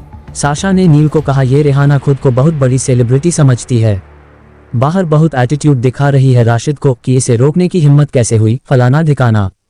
वॉल्यूम तो उसका आसमान छू रहा है, इतनी हाइपर हो रखी है कि पूछो मत। रेहान हंसते हुए बोला, कुछ लोगों का हाल में ढक जैसा होता है, पहली बरसात में ही टर करना शुरू कर देते हैं, जरा सी भी सफलता पचती नहीं है, यही हाल इसका होगा। साशा ने रेहान से कहा, यार तुम उसको छोड़ो, इम्पोर्टेंट बात यह है कि वह आर्यन अरोड़ा के साथ आई है, मुझे लगता है हमें उसे अंदर आने देना चाहिए। आर्यन का हमारे क्लब में आना हमारे आर्टिस्ट्स के लिए बहुत फायदेमंद होगा। रेहान ने कहा, ठीक है, अगर तुम्हें सही लगता है तो आने दो उसे। वैसे तो मैं कभी भी किसी के लिए भी अपने आर्ट्स में चेंज नहीं करता, पर तुम कह रही हो कि आर्यन का आना इस क्लब के और हमारी एंटरटेनमेंट कंपनी के लिए फायदेमंद है, तो फिर आने दो। अपने लोगों की ग्रोथ के लिए तो मैं कुछ भी कर सकता हूँ, तुम कहो तो मैं जाऊँ उसे रिसीव करने। साशा ने रेहान को कहा, कम ऑन यार, तुम बिग बॉस हो, तुम बैठो अंदर, मैं उनको रिसीव करके लाती हूँ। बाहर आर्यन अरोड़ा अपनी कार में बैठा रेहाना को इस तरह झगड़ते हुए देख रहा था। पिछले दिनों उसने रेहाना को 2 गाने का चांस दिया था, जिसमें से एक गाना बहुत हिट हुआ था। तब से रेहाना हर समय उसके आसपास मंडराती रहती है। आर्यन जानता था कि उसका मकसद क्या है, पर कभी भी डायरेक्टली उसके मुंह पर वह ये बात नहीं कह पाया। उसको अच्छा नहीं लगता कि वह किसी को भी डिमोटिवेट करे। आज तक रेहाना उसके सामने खुद को बहुत हम्बल डिग्निफाइड दिखाती आई थी, इसलिए भी वो उसको फिर से चांस देने की सोच रहा था। पर आज जिस तरह से वो उसे क्लब के गेट पर लड़ते हुए देख रहा था, वह हैरान था। वो सोचने लगा कि एक गाने की सक्सेस पर जिसके अंदर इतना घमंड आ जाए, वह लड़की अच्छी नहीं हो सकती। इस तरह से लड़ रही है जैसे किसी फिश मार्केट में खड़ी हो। उसे लगा कि वो वहां से चला जाए, पर रेहाना उसके साथ उसकी ही गाड़ी में आई थी और वह इस तरह उसे छोड़कर नहीं जा सकता था। इस क्लब के बारे में पिछले कुछ दिनों में उसने काफी सुना था। आज उसके सामने ही रेहाना को किसी का फोन आया और उसने बताया कि क्लब के 1 महीने पूरा होने की खुशी में आज इस क्लब में स्पेशल इवेंट रखे गए हैं। रेहाना उसको अपने साथ यहाँ पर जबरदस्ती लाई थी। रेहाना ने दिखाया था कि जैसे इस क्लब में सब उसको जानते हैं और उसके लिए कोई रेड कार्पेट बिछा हुआ मिलेगा, पर यहाँ तो कहानी कुछ और ही दिख रही थी। राशिद को रेहाना को हैंडल करना मुश्किल होता जा रहा था। रेहाना राशिद पर चिल्लाती हुई बोली, तुमको अंदाजा भी है मैं कौन हूँ? मैं तुमको खड़े खड़े नौकरी से निकलवा सकती हूँ, इस क्लब को बंद करवा सकती हूँ। तुमने आज अपनी जिंदगी की सबसे बड़ी गलती की है, इसका खामियाजा बहुत बुरा भुगतना पड़ेगा। राशिद अभी भी बहुत इज्जत से उससे बात कर रहा था। उसने रेहाना को समझाते हुए कहा, मैडम आप बात नहीं समझ रही है। अगर मेरे बॉस ने कह दिया कि गेट क्लोज तो मतलब गेट क्लोज। और रही बात मुझे नौकरी से निकलवाने की, तो शायद आप वह कर भी सकती हैं, पर यह बात तो हवा में उड़ती चिड़िया के पर गिरने से भी बड़ा गप है कि आप इस क्लब को बंद करवा सकती हैं। इस क्लब को बंद करवाने का दम तो किसी माई के लाल में नहीं है। राशिद भी जैसे हंसी के मूड में आ गया था। आसपास बहुत सारे लड़के लड़कियां और भी खड़े थे जो क्लब में एंट्री की कोशिश कर रहे थे। राशिद की बात सुनकर वह जोर से हंसने लगे। रेहाना जो खुद को किसी बड़ी सेलिब्रिटी से कम नहीं समझ रही थी, उसकी तो गुस्से के मारे में बाकी नहीं रही। उसने राशिद पर चीखते हुए कहा, 2 कौड़ी के आदमी, तेरी इतनी हिम्मत कि तू रेहाना दी ग्रेट की इंसल्ट करे। रुक, मैं अभी तेरे बॉस से बात करूंगी और तुझे को काम से निकलवाऊंगी, और यहाँ से ही क्या, इसके बाद तो मैं पूरी दिल्ली में कहीं कोई काम नहीं मिलेगा। तुम्हारे जैसे बदतमीज लोगों को आखिर कोई सिक्योरिटी गार्ड की नौकरी कैसे दे सकता है? वो राशिद के ऊपर ऐसे चढ़ी जा रही थी जैसे गुस्से में राशिद का मुंह नोच लेगी। राशिद 2 कदम पीछे हटता हुआ बोला, मैडम आप कितना भी ड्रामा कर लो, पर मैं आपको अंदर। हेलो दोस्तों, ये हमारा वीडियो है। वीडियो को आप ले सकते हैं, हमें कोई समस्या नहीं है। नॉवेल ऑफ किंग चैनल को सब्सक्राइब करें, लाइक शेयर और ज्यादा से ज्यादा कमेंट करना। जाने नहीं दे सकता। इतना भी मैंने आपके लिए फेवर कर दिया है कि आपका नाम अंदर पहुंचा दिया है। अगर मेरे बॉस को ठीक लगेगा तो वह आपको अंदर आने देंगे, और अगर अंदर से आपके लिए कोई इन्फॉर्मेशन नहीं आती है तो सॉरी। फिर आप गला फाड़ के चिल्लाओ, लेटकर चिल्लाओ, बैठकर चिल्लाओ, मैं आपको अंदर जाने नहीं दूंगा। राशिद की बात सुनकर रेहाना गुस्से में पागल हो गई और उस पर हाथ उठाने के लिए आगे बढ़ी। पर इससे पहले कि वो राशिद पर हाथ उठाती, आर्यन ने उसका हाथ हवा में ही पकड़ लिया। वो उसे पीछे खींचते हुए बोला, कितना तमाशा करोगी? मुझे नहीं पता था कि तुम इतनी शॉर्ट टेम्पर हो। मुझे तुम्हारे साथ यहाँ आना ही नहीं चाहिए था। रेहाना को पता ही नहीं चला कि आर्यन कब कार से उतरकर उसके पीछे आ खड़ा हुआ। वह एकदम से बहुत एम्बैरेस से हो गई। वो खुद को डिफेंड करते हुए बोली, अरे मैं ऐसे कभी गुस्सा नहीं करती हूँ, पर ये सिक्योरिटी गार्ड बहुत बदतमीज है, इसने ही मुझे प्रोवोक किया, वरना मैं कभी किसी से ऐसे बात नहीं करती। मैं तुम्हें सच बोल रही हूँ, मुझे इनवाइट किया गया तभी मैं यहाँ आई। तुम तो मुझे जानते हो, बिना इनवाइट के तो मैं कहीं भी नहीं जाती। यहाँ तक कि जब से अपने पेरेंट्स से अलग रहने लगी हूँ, मेरी माँ भी जब तक 4 फोन नहीं कर देती, मैं वहाँ भी नहीं जाती हूँ। आर्यन उसकी बेसिर पैर की बातें सुनकर और इरिटेट हो रहा था। बहुत से कॉलेज के लड़के लड़कियों ने आर्यन को पहचान लिया था। आर्यन की एक बहुत बड़ी फैन फॉलोइंग थी। वहां पर और भी क्योस क्रिएट होना शुरू हो गया था। मेरे लिए अब यहाँ 1 मिनट भी खड़े रहना इम्पॉसिबल है। तुम करो जो करना है। रेहाना का स्टबर्न एटीट्यूड देखकर आर्यन उसे छोड़कर अपनी गाड़ी की तरफ चल दिया। आर्यन अपनी गाड़ी में बैठकर जाने ही वाला था कि तभी उसकी गाड़ी की विंडो पर किसी ने नॉक किया। आर्यन ने जब विंडो के बाहर देखा तो वो चौंक गया। एक बहुत ही खूबसूरत वेल ड्रेस्ड लड़की बाहर खड़ी थी। आर्यन उसको देखकर समझ गया कि वो महज कोई कॉलेज स्टूडेंट नहीं हो सकती, जरूर क्लब से रिलेटेड कोई है। उसने विंडो नीचे करके पूछा, yes ma'am, how can I help you? Sasha ने कहा, hello mister Aryan, my name is Sasha Singh, मैं इस क्लब की ऑपरेशनल हेड हूँ। आई एम ग्लैड कि आपने आज हमारे क्लब को विजिट किया, और अभी यह सब कुछ जो हो रहा था उसके लिए मैं आपसे अपोलोजाइज करती हूँ।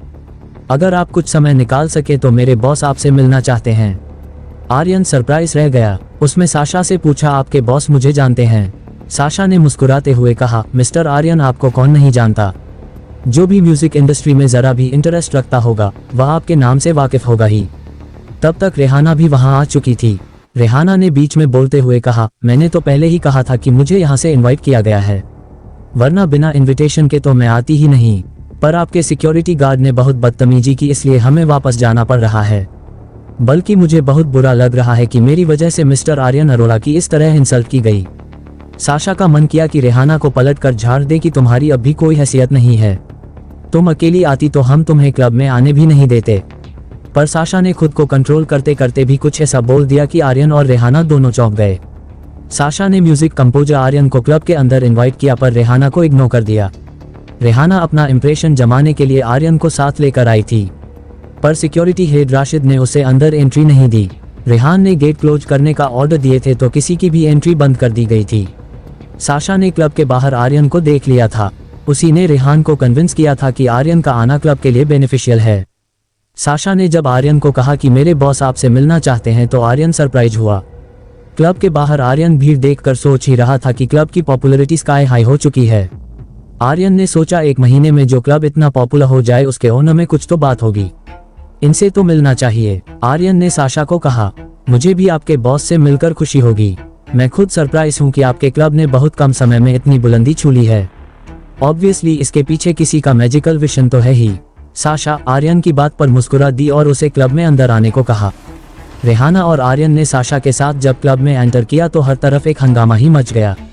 आर्यन को कौन नहीं जानता था, लड़के लड़कियां उसकी एक झलक के लिए पागल हुए जा रहे थे। बहुत सारे लोग रेहाना के भी फैन थे।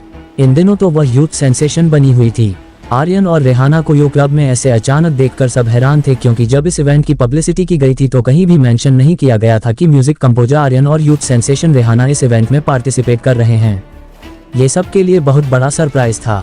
सबको लग रहा था कि उन लोगों का यहाँ इस तरह आना जानबूझकर पहले डिस्क्लोज नहीं किया गया ताकि इवेंट में सरप्राइज एलिमेंट क्रिएट किया जा सके। राधिका की नज़र रेहाना और आर्यन पर जब पड़ी तो वह भी हैरान रह गई। रिद्धिमा भी आर्यन को जानती थी, वो भी एकटक आर्यन को देख रही थी। उन सबको भी यही लग रहा था कि रेहान ने उन्हें वहां बुलाया है। वह लोग भी आपस में बात करने लगे कि रेहान कितनी सीक्रेटली इस तरह की चीजें करता है जो क्लब को और पॉपुलर करें। वो दोनों तो अंदर अंदर बहुत खुश हो रही थी कि रेहान के पास इतने पावरफुल कॉन्टैक्ट्स भी हैं जो उन दोनों के करियर ग्रोथ के लिए बहुत ज्यादा बेनिफिशियल है। हालांकि रेहाना को देखकर रिद्धिमा और राधिका दोनों को कोई खास खुशी नहीं हो रही थी। एक तरह से देखा जाए तो रेहाना उनकी कंपेटिटर सिंगर थी और उसकी पॉपुलैरिटी देखकर जेलेसी तो होनी ही थी। साशा जब आर्यन और रेहाना को अंदर मीटिंग हॉल में लेकर आई तो रेहान उनका वेट ही कर रहा था। आर्यन को देखते ही रेहान सोफे से उठा और आगे बढ़कर बोला, hello mister Aryan, welcome to my club, needs to have you here. Aryan ने कहा, मुझे भी आपसे मिलकर खुशी हुई, काफी शानदार क्लब है आपका। रेहान ने मुस्कुराते हुए कहा, thank you so much for your kind words. आज हमारे क्लब का स्पेशल डे है। इस क्लब की ओपनिंग को आज 1 महीना हो गया है। यह एक खूबसूरत कोइंसिडेंस हुआ कि आज ही के दिन आप भी हमारे क्लब आए हैं। Maybe it's a good luck for our club. Aryan ने मुस्कुराते हुए कहा, आपका क्लब और यहाँ का माहौल इतना खूबसूरत है कि मेरे लिए भी यहाँ होना किसी गुड लक से कम नहीं है। रेहान और आर्यन को इस तरह बात करते देख रेहाना बुरी तरह से कुड़ रही थी। रेहान ने उसे कम्प्लीटली इग्नोर कर दिया था, जैसे वो वहाँ पर है ही नहीं। जहाँ कॉलेज के लड़के लड़कियाँ उसकी झलक के लिए धक्का मुक्की कर रहे थे, वहाँ रेहान ऐसे बिहेव कर रहा था जैसे उसे रेहाना के वहाँ होने या ना होने से जरा भी फर्क नहीं पड़ता। उसने ना तो रेहाना को हेलो कहा, ना ही एक बार भी उसकी तरफ देखा। रेहाना ने खुद ही आगे बढ़कर रेहान को कहा, hello mister Rehan, I am Rehana, I am sure singing world में मेरी पॉपुलैरिटी आप जानते ही होंगे। रेहान ने एक नज़र उसकी तरफ देखा और कहा, हेलो, आप बैठिए, मैं ज़रा मिस्टर आर्यन से कुछ ज़रूरी बात कर रहा हूँ। रेहान का एटीट्यूड देखकर रेहाना स्टन रह गई। उसको यकीन नहीं आया कि कोई उसको इस तरीके से साइड लाइन भी कर सकता है। उसे लगा कि रेहान शायद उसको पहचानने में कोई भूल कर रहा है। वह खुद को इतना बड़ा स्टार समझती थी कि कोई उससे ऐसा बिहेव करे यह उसके लिए नेक्स्ट टू इम्पॉसिबल था। वह हैरानी से रेहान को देखती हुई बोली, मिस्टर रेहान, आपने मुझे शायद पहचाना नहीं। रेहान ने रेहाना को कहा, मिस रेहाना, आपके लिए कुछ ठंडा गर्म मंगवाए, आप शांति से बैठने का क्या लेंगी। रेहान के ऐसा बोलते ही साशा को तेज हंसी आई और उसने मुंह पर हाथ रख लिया। नील को भी अपनी हंसी रोकनी मुश्किल हो रही थी। आर्यन भी अपनी हंसी को दबा रहा था। आर्यन तो बहुत अच्छे से जानता था कि अगर रेहाना चिढ़ गई तो यहाँ भी बखेड़ा खड़ा कर देगी। वह बिल्कुल नहीं चाहता था कि रेहाना वहां पर कोई और हंगामा खड़ा करे। आर्यन ने ही बात को संभालते हुए रेहान को कहा, मिस्टर रेहान, रेहाना आज के दौर की लीड सिंगर्स में से एक है, अच्छा गाती हैं। रेहान ने आर्यन की बात पर सिर हिला दिया। उसके बाद रेहान ने आर्यन को कहा, मिस्टर आर्यन, मुझे घुमा फिरा कर बात करने की आदत नहीं है, इसलिए मैं सीधा पॉइंट पर आता हूँ।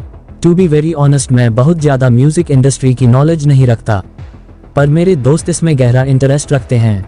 मैंने ये कल्चरल क्लब भी इसलिए सेट किया है कि मेरे कुछ खास लोग इसी फील्ड में अपना करियर बनाना चाहते हैं।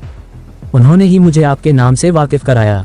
मैंने आपके गाने सुने हैं, बट मैं एडमिट करता हूँ कि मुझे नहीं पता था कि वह खूबसूरत गाने आपने कंपोज किए हैं। ये वाकई मेरा गुड लक है कि आज आप यहाँ हैं। मैंने अभी रिसेंटली एक एंटरटेनमेंट कंपनी स्टार्ट की है। मेरे पास कुछ बेहतरीन आर्टिस्ट है, आप उनसे मिल लीजिए, उनकी आवाज़ सुन लीजिए, उन्हें अच्छे से परख लीजिए। मैं चाहता हूं कि आप कुछ गाने मेरे आर्टिस्ट के लिए स्पेशली कंपोज करें, या आपके पास कुछ ऑलरेडी कंपोज किए हुए गाने हो तो आप उन पर म्यूजिक एल्बम बनाने के लिए मेरे आर्टिस्ट्स को कंसिडर करें। फाइनेंसिंग सारी मेरी तरफ से होगी। अपने गानों की जो भी प्राइस आप कोट करेंगे मैं देने को तैयार हूँ। आर्यन रेहान की बात सुनकर सरप्राइज रह गया। उसको अंदाजा भी नहीं था कि रेहान उसे कुछ इस तरह की ऑफर देने वाला है। रेहाना भी हैरानी से रेहान को देख रही थी। वह अभी तक बैठी नहीं थी।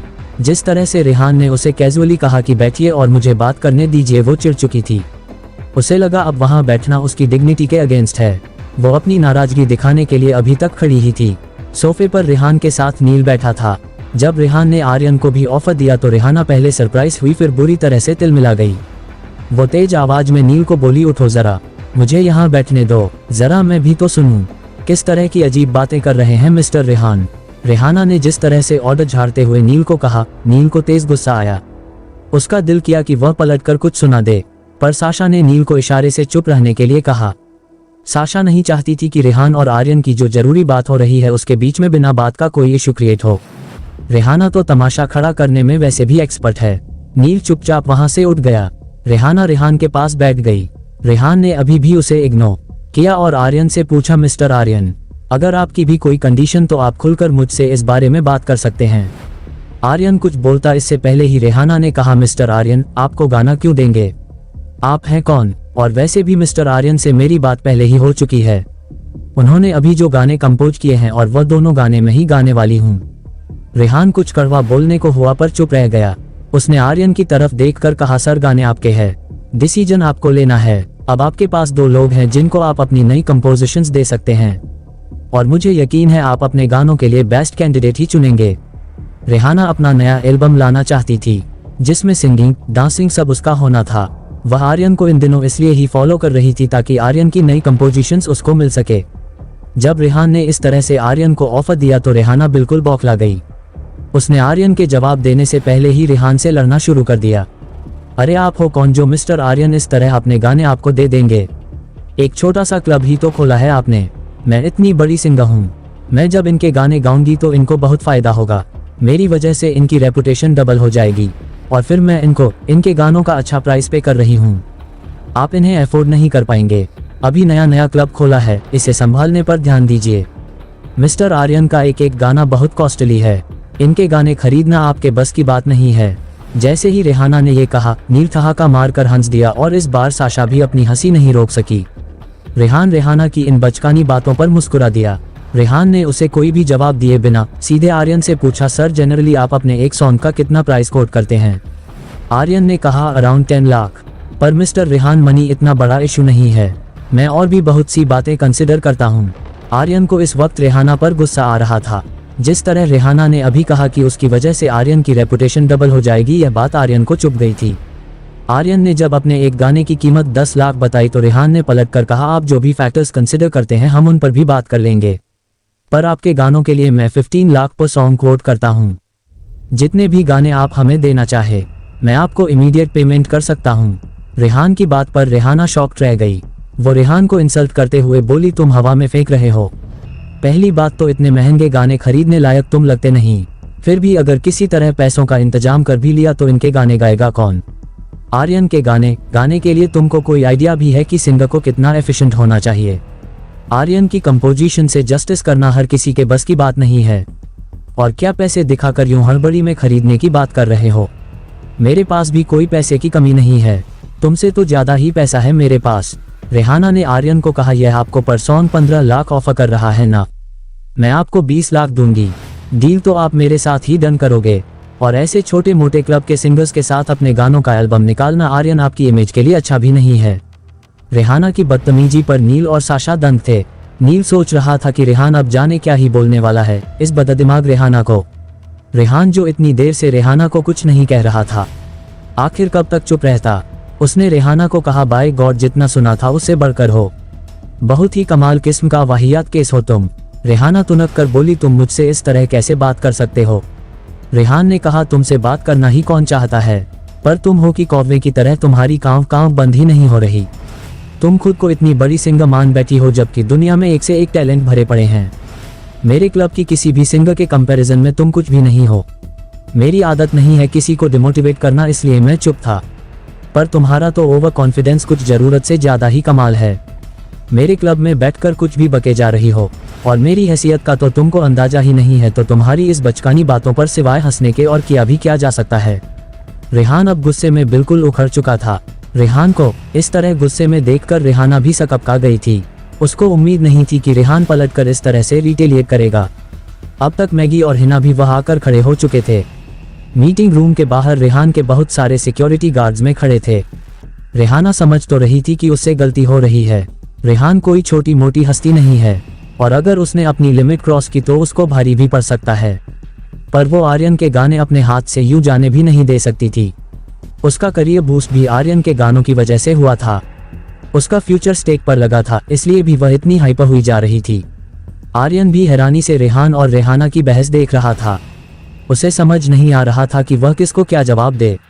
रेहाना में ओवर कॉन्फिडेंस जरूर था, उसके बावजूद Aryan as a singer Rehana को पसंद करता था। इधर रेहान उसे 1.5 गुना पैसे की ऑफर तो कर ही रहा था, साथ साथ ये क्लेम भी कर रहा था कि उसके पास रेहाना से बेटर सिंगर हैं। आर्यन बुरी तरह से कंफ्यूज हो गया था। आर्यन को चुप देखकर रेहाना को लगा कि वह कहीं रेहान के हक में फैसला ना कर दे। रेहाना ने आर्यन को कहा, मैं आपको 20 लाख ऑफर करती हूँ, आप इस रेहान की बात मत सुनिए। पास्ट में भी हमने साथ काम किया है, हमारी ट्यूनिंग अच्छी है, आगे भी हम लोग ही साथ काम करेंगे। रेहान रेहाना की जिद पर हैरान था, पर अब रेहान को भी जिद चढ़ चुकी थी। ऐसा नहीं है कि वह आर्यन से बेटर कंपोजर हायर नहीं कर सकता था, पर अब तो उसे भी हर हाल में आर्यन ही चाहिए था। रेहान ने आगे बढ़कर अब कुछ ऐसा कहा कि रेहाना को लगा कि वह सदमे से मर ही जाएगी, और आर्यन को भी अपने कानों पर यकीन नहीं आया कि जो वह सुन रहा है सचमुच यही कहा गया है। रेहान के क्लब में आर्यन और रेहाना मीटिंग रूम में उसके सामने बैठे थे। आर्यन के नए गाने खरीदने के लिए रेहाना और रेहान में जैसी कोई कंपटीशन छिड़ गया था। रेहाना पिछले कुछ समय में आर्यन के बनाए कंपोजिशन को गाकर ही फेमस हुई थी।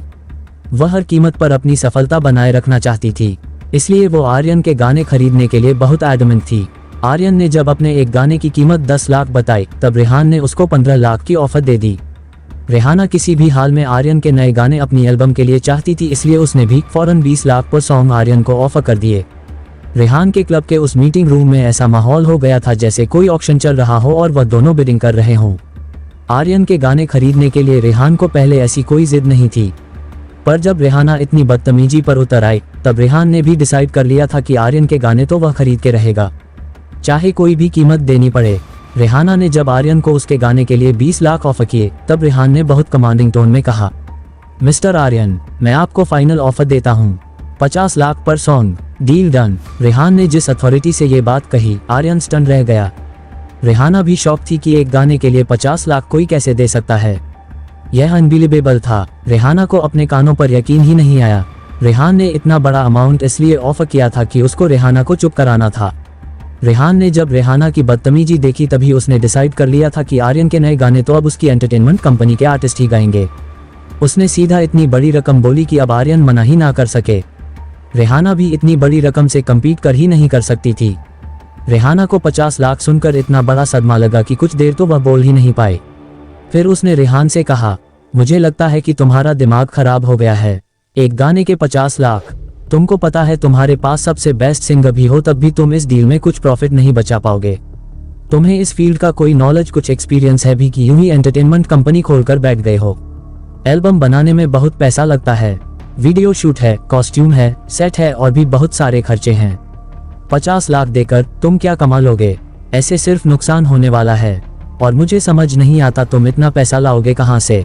रेहान ने उसे चिढ़कर कहा, मैं इतना पैसा कहाँ से लाऊंगा, वह तुम्हारा प्रॉब्लम नहीं है। पर अब तुम अपना मुंह बंद रखो क्योंकि मुझे तुम्हारी आवाज से भी इरिटेशन हो रही है। फिर रेहान ने आर्यन को कहा, मिस्टर आर्यन आई गेस हमारी डील फिक्स हो चुकी है। 50 लाख जितना बड़ा अमाउंट वो मी एक गाने के लिए आर्यन ने कभी सोचा भी नहीं था।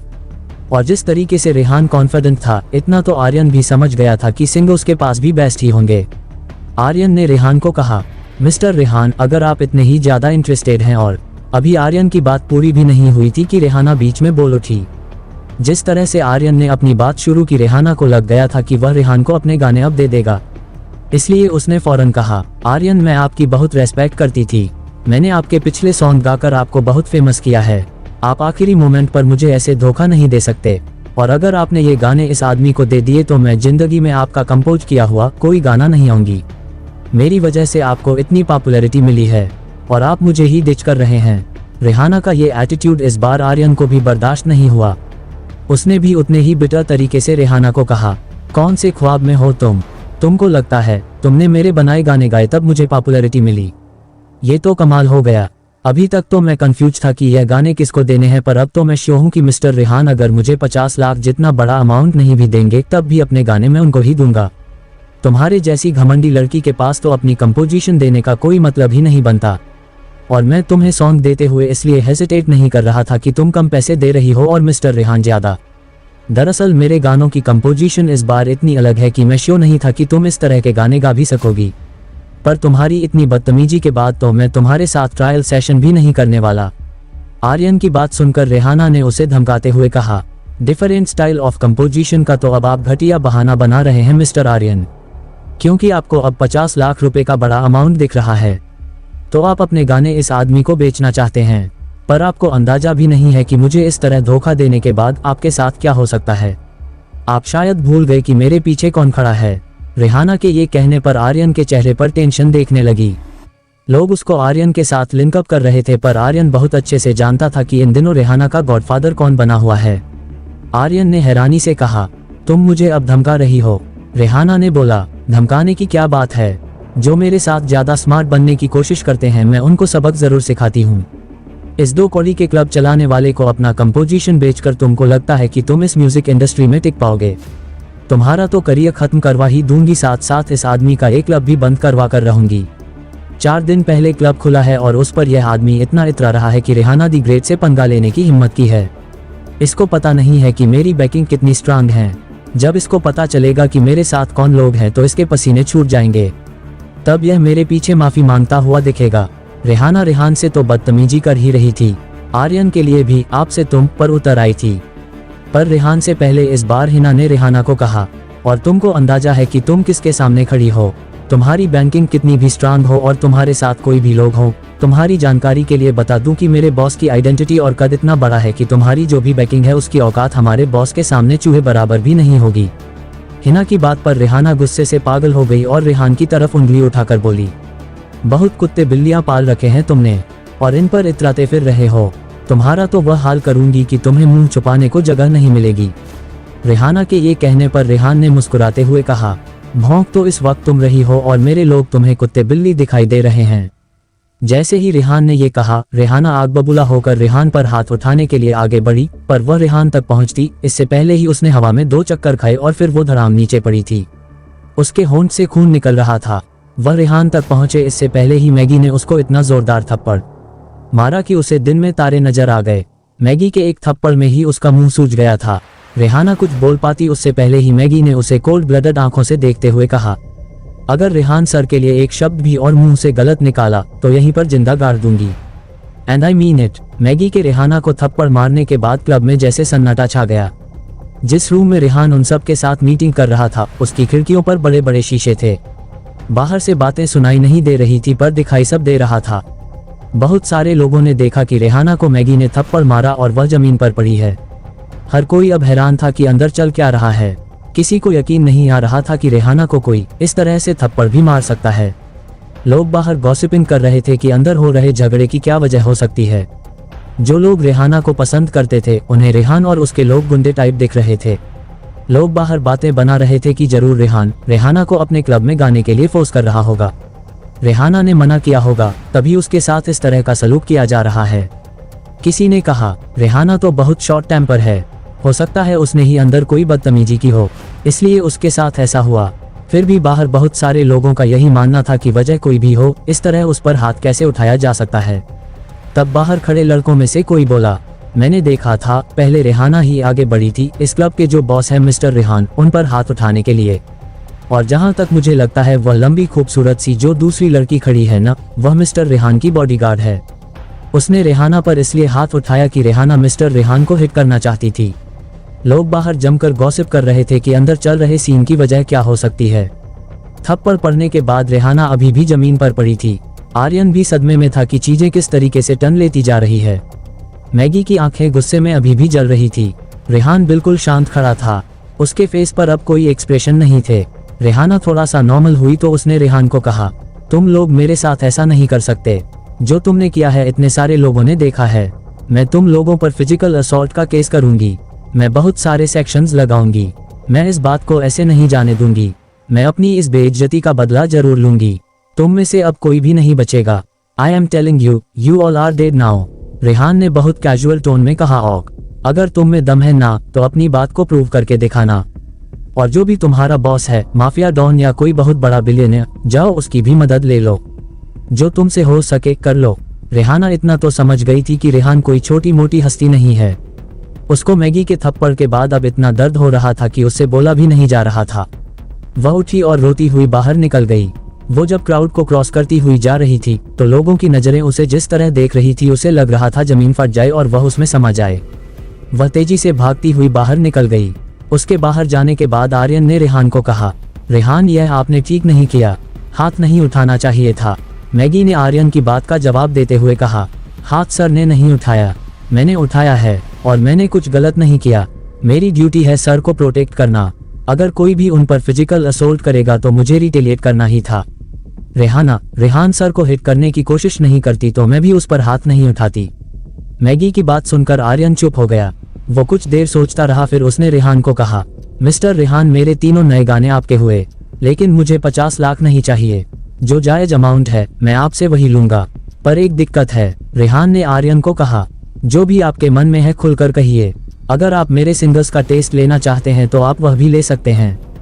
आर्यन ने रेहान को कहा, आपका कॉन्फिडेंस देखकर एक बात तो मुझे समझ आ गई है कि आपके पास वाकई बहुत टैलेंटेड सिंगर होंगे। मेरी प्रॉब्लम यह नहीं है, मेरी प्रॉब्लम कुछ और है। रेहान ने आर्यन को कहा, बताइए क्या दिक्कत है। आर्यन ने कहा, अभी आपने जो रेहाना के साथ किया वह चुप नहीं बैठेगी। उसके पीछे वाकई बड़े लोग हैं। माइनिंग इंडस्ट्री के किंग हर्षद पटेल का नाम आपने सुना होगा। रेहाना इन दिनों मिस्टर हर्षद को डेट कर रही है। इसके सारे एल्बम्स भी वही स्पॉन्सर करते हैं। ये पक्का यहाँ से रोती हुई वहीं जाएगी। मिस्टर हर्षद कोई सीधे आदमी नहीं है। वह माइनिंग इंडस्ट्री की आड़ में बहुत कुछ करते हैं और इस बात से सब वाकिफ हैं, पर किसी भी डिपार्टमेंट में इतना दम नहीं है कि उनके ऊपर कोई चार्ज लगाकर हाथ डाल सकें। वो अनडिस्प्यूटेड किंग की तरह अपने सारे उल्टे काम बहुत शान से खुलेआम करते हैं। इस सब इंसिडेंट के बाद इस क्लब को तो वह शायद बंद करवा ही देंगे। मेरा भी म्यूजिक करियर पूरी तरह से तबाह कर सकते हैं। रेहान ने हिना की तरफ देखकर पूछा, कौन है यह मिस्टर हर्षद? जरा इनकी जन्म कुंडली तो निकालो, हम भी तो देखें कि ऐसा कौन है जो इतना दमखम रखता है कि मेरा क्लब बंद करवा देगा। हिना ने रेहान को कहा, सर मैं जानती हूँ इसको। बड़े बड़े इंडस्ट्रियलिस्ट्स और पॉलिटिशियंस के साथ हर्षद के कनेक्शन हैं। एक्सपोर्ट इंपोर्ट का हाई स्केल बिजनेस है। ये माइनिंग की आड़ में बहुत बड़ा स्मगलिंग बिजनेस चलाता है। उसी के बल पर इसने इतना टेरर क्रिएट किया हुआ है। पर सर, आपके मुकाबले इसकी हैसियत कुछ भी नहीं है। ये हमारा कुछ नहीं बिगाड़ सकता। रेहान ने आर्यन की तरफ देखकर कहा, सुना आपने, आप जिसको लेकर इतना टेंस हैं उसकी एग्जिस्टेंस मेरे सामने कोई मायने नहीं रखती। मेरी बैकग्राउंड का आपको अंदाजा नहीं है, इसलिए आप इतना परेशान हो रहे हैं। आर्यन ने रेहान से कहा, नहीं मिस्टर रेहान, बल्कि आपके लोगों को हर्षद की बैकग्राउंड का ठीक से अंदाजा नहीं है। वह रातों रात लोगों को गायब करवा देता है। उसकी दहशत इतनी है कि उसके खिलाफ किसी की रिपोर्ट करने की हिम्मत नहीं है। उसने अनगिनत मर्डर करवाए हैं और लाशों का भी पता नहीं चला। बहुत लोग इन बातों को जानते हैं पर फिर भी किसी में हिम्मत नहीं कि उसके अगेंस्ट कोई भी एक्शन लेने की। मैं आपको ये गाने दे तो रहा हूं पर मुझे यकीनन इस देश को कुछ समय के लिए तो छोड़कर जाना ही होगा, क्योंकि अभी रेहाना जिस तरह जाकर उसे भड़काने वाली है वह आदमी मुझे जिंदा नहीं छोड़ेगा। रेहान ने आर्यन की बात पर सरप्राइज होते हुए कहा, आपको लगता है कि मुझे गाने बेच देने के बाद आपकी जान को खतरा है, फिर भी आप इतना बड़ा रिस्क ले रहे हैं। आर्यन ने रेहान को बोला, सेल्फ रिस्पेक्ट तो मुझे जान से भी प्यारी है मिस्टर रेहान। रेहाना का एटीट्यूड देखकर उसको अपनी कंपोजिशन देने का तो अब सवाल ही नहीं उठता था। रेहान आर्यन की बात सुनकर कुछ देर सोच में पड़ गया। फिर उसके बाद रेहान ने आर्यन को एक ऐसी ऑफर दी कि आर्यन शॉक्ड रह गया। म्यूजिक कंपोजर आर्यन ने अपने गाने रेहाना को देने से मना कर दिया था। रेहाना अपनी इंसल्ट होने के बाद रेहान के क्लब से रोती हुई चली गई थी। उसके जाने के बाद आर्यन टेंस था। आर्यन ने रेहान को बताया कि रेहाना इन दिनों माइनिंग इंडस्ट्री के हर्षद पटेल को डेट कर रही है। वही इसके सारे एल्बम भी स्पॉन्सर करता है। रेहाना जरूर अब उसके पास जाएगी। आर्यन को डर लग रहा था कि इसका नतीजा बहुत बुरे होने वाला है। हिना ने रेहान को बताया कि हर्षद पटेल माइनिंग बिजनेस की आड़ में 2 नंबर के काले धंधे भी करता है। आर्यन को लग रहा था कि रेहाना को अफेंड करने के लिए हर्षद उसे अब जिंदा नहीं छोड़ेगा। उसने रेहान को कहा, मेरा कुछ समय के लिए अब इस देश को छोड़ देना ही सही है। रेहान ने उसे समझाया कि रेहान के सामने हर्षद पटेल जैसों की कोई हैसियत नहीं है। रेहान ने आर्यन को कहा, आप अब से मेरी प्रोटेक्शन में हैं। आपको अब किसी से डरने की जरूरत नहीं।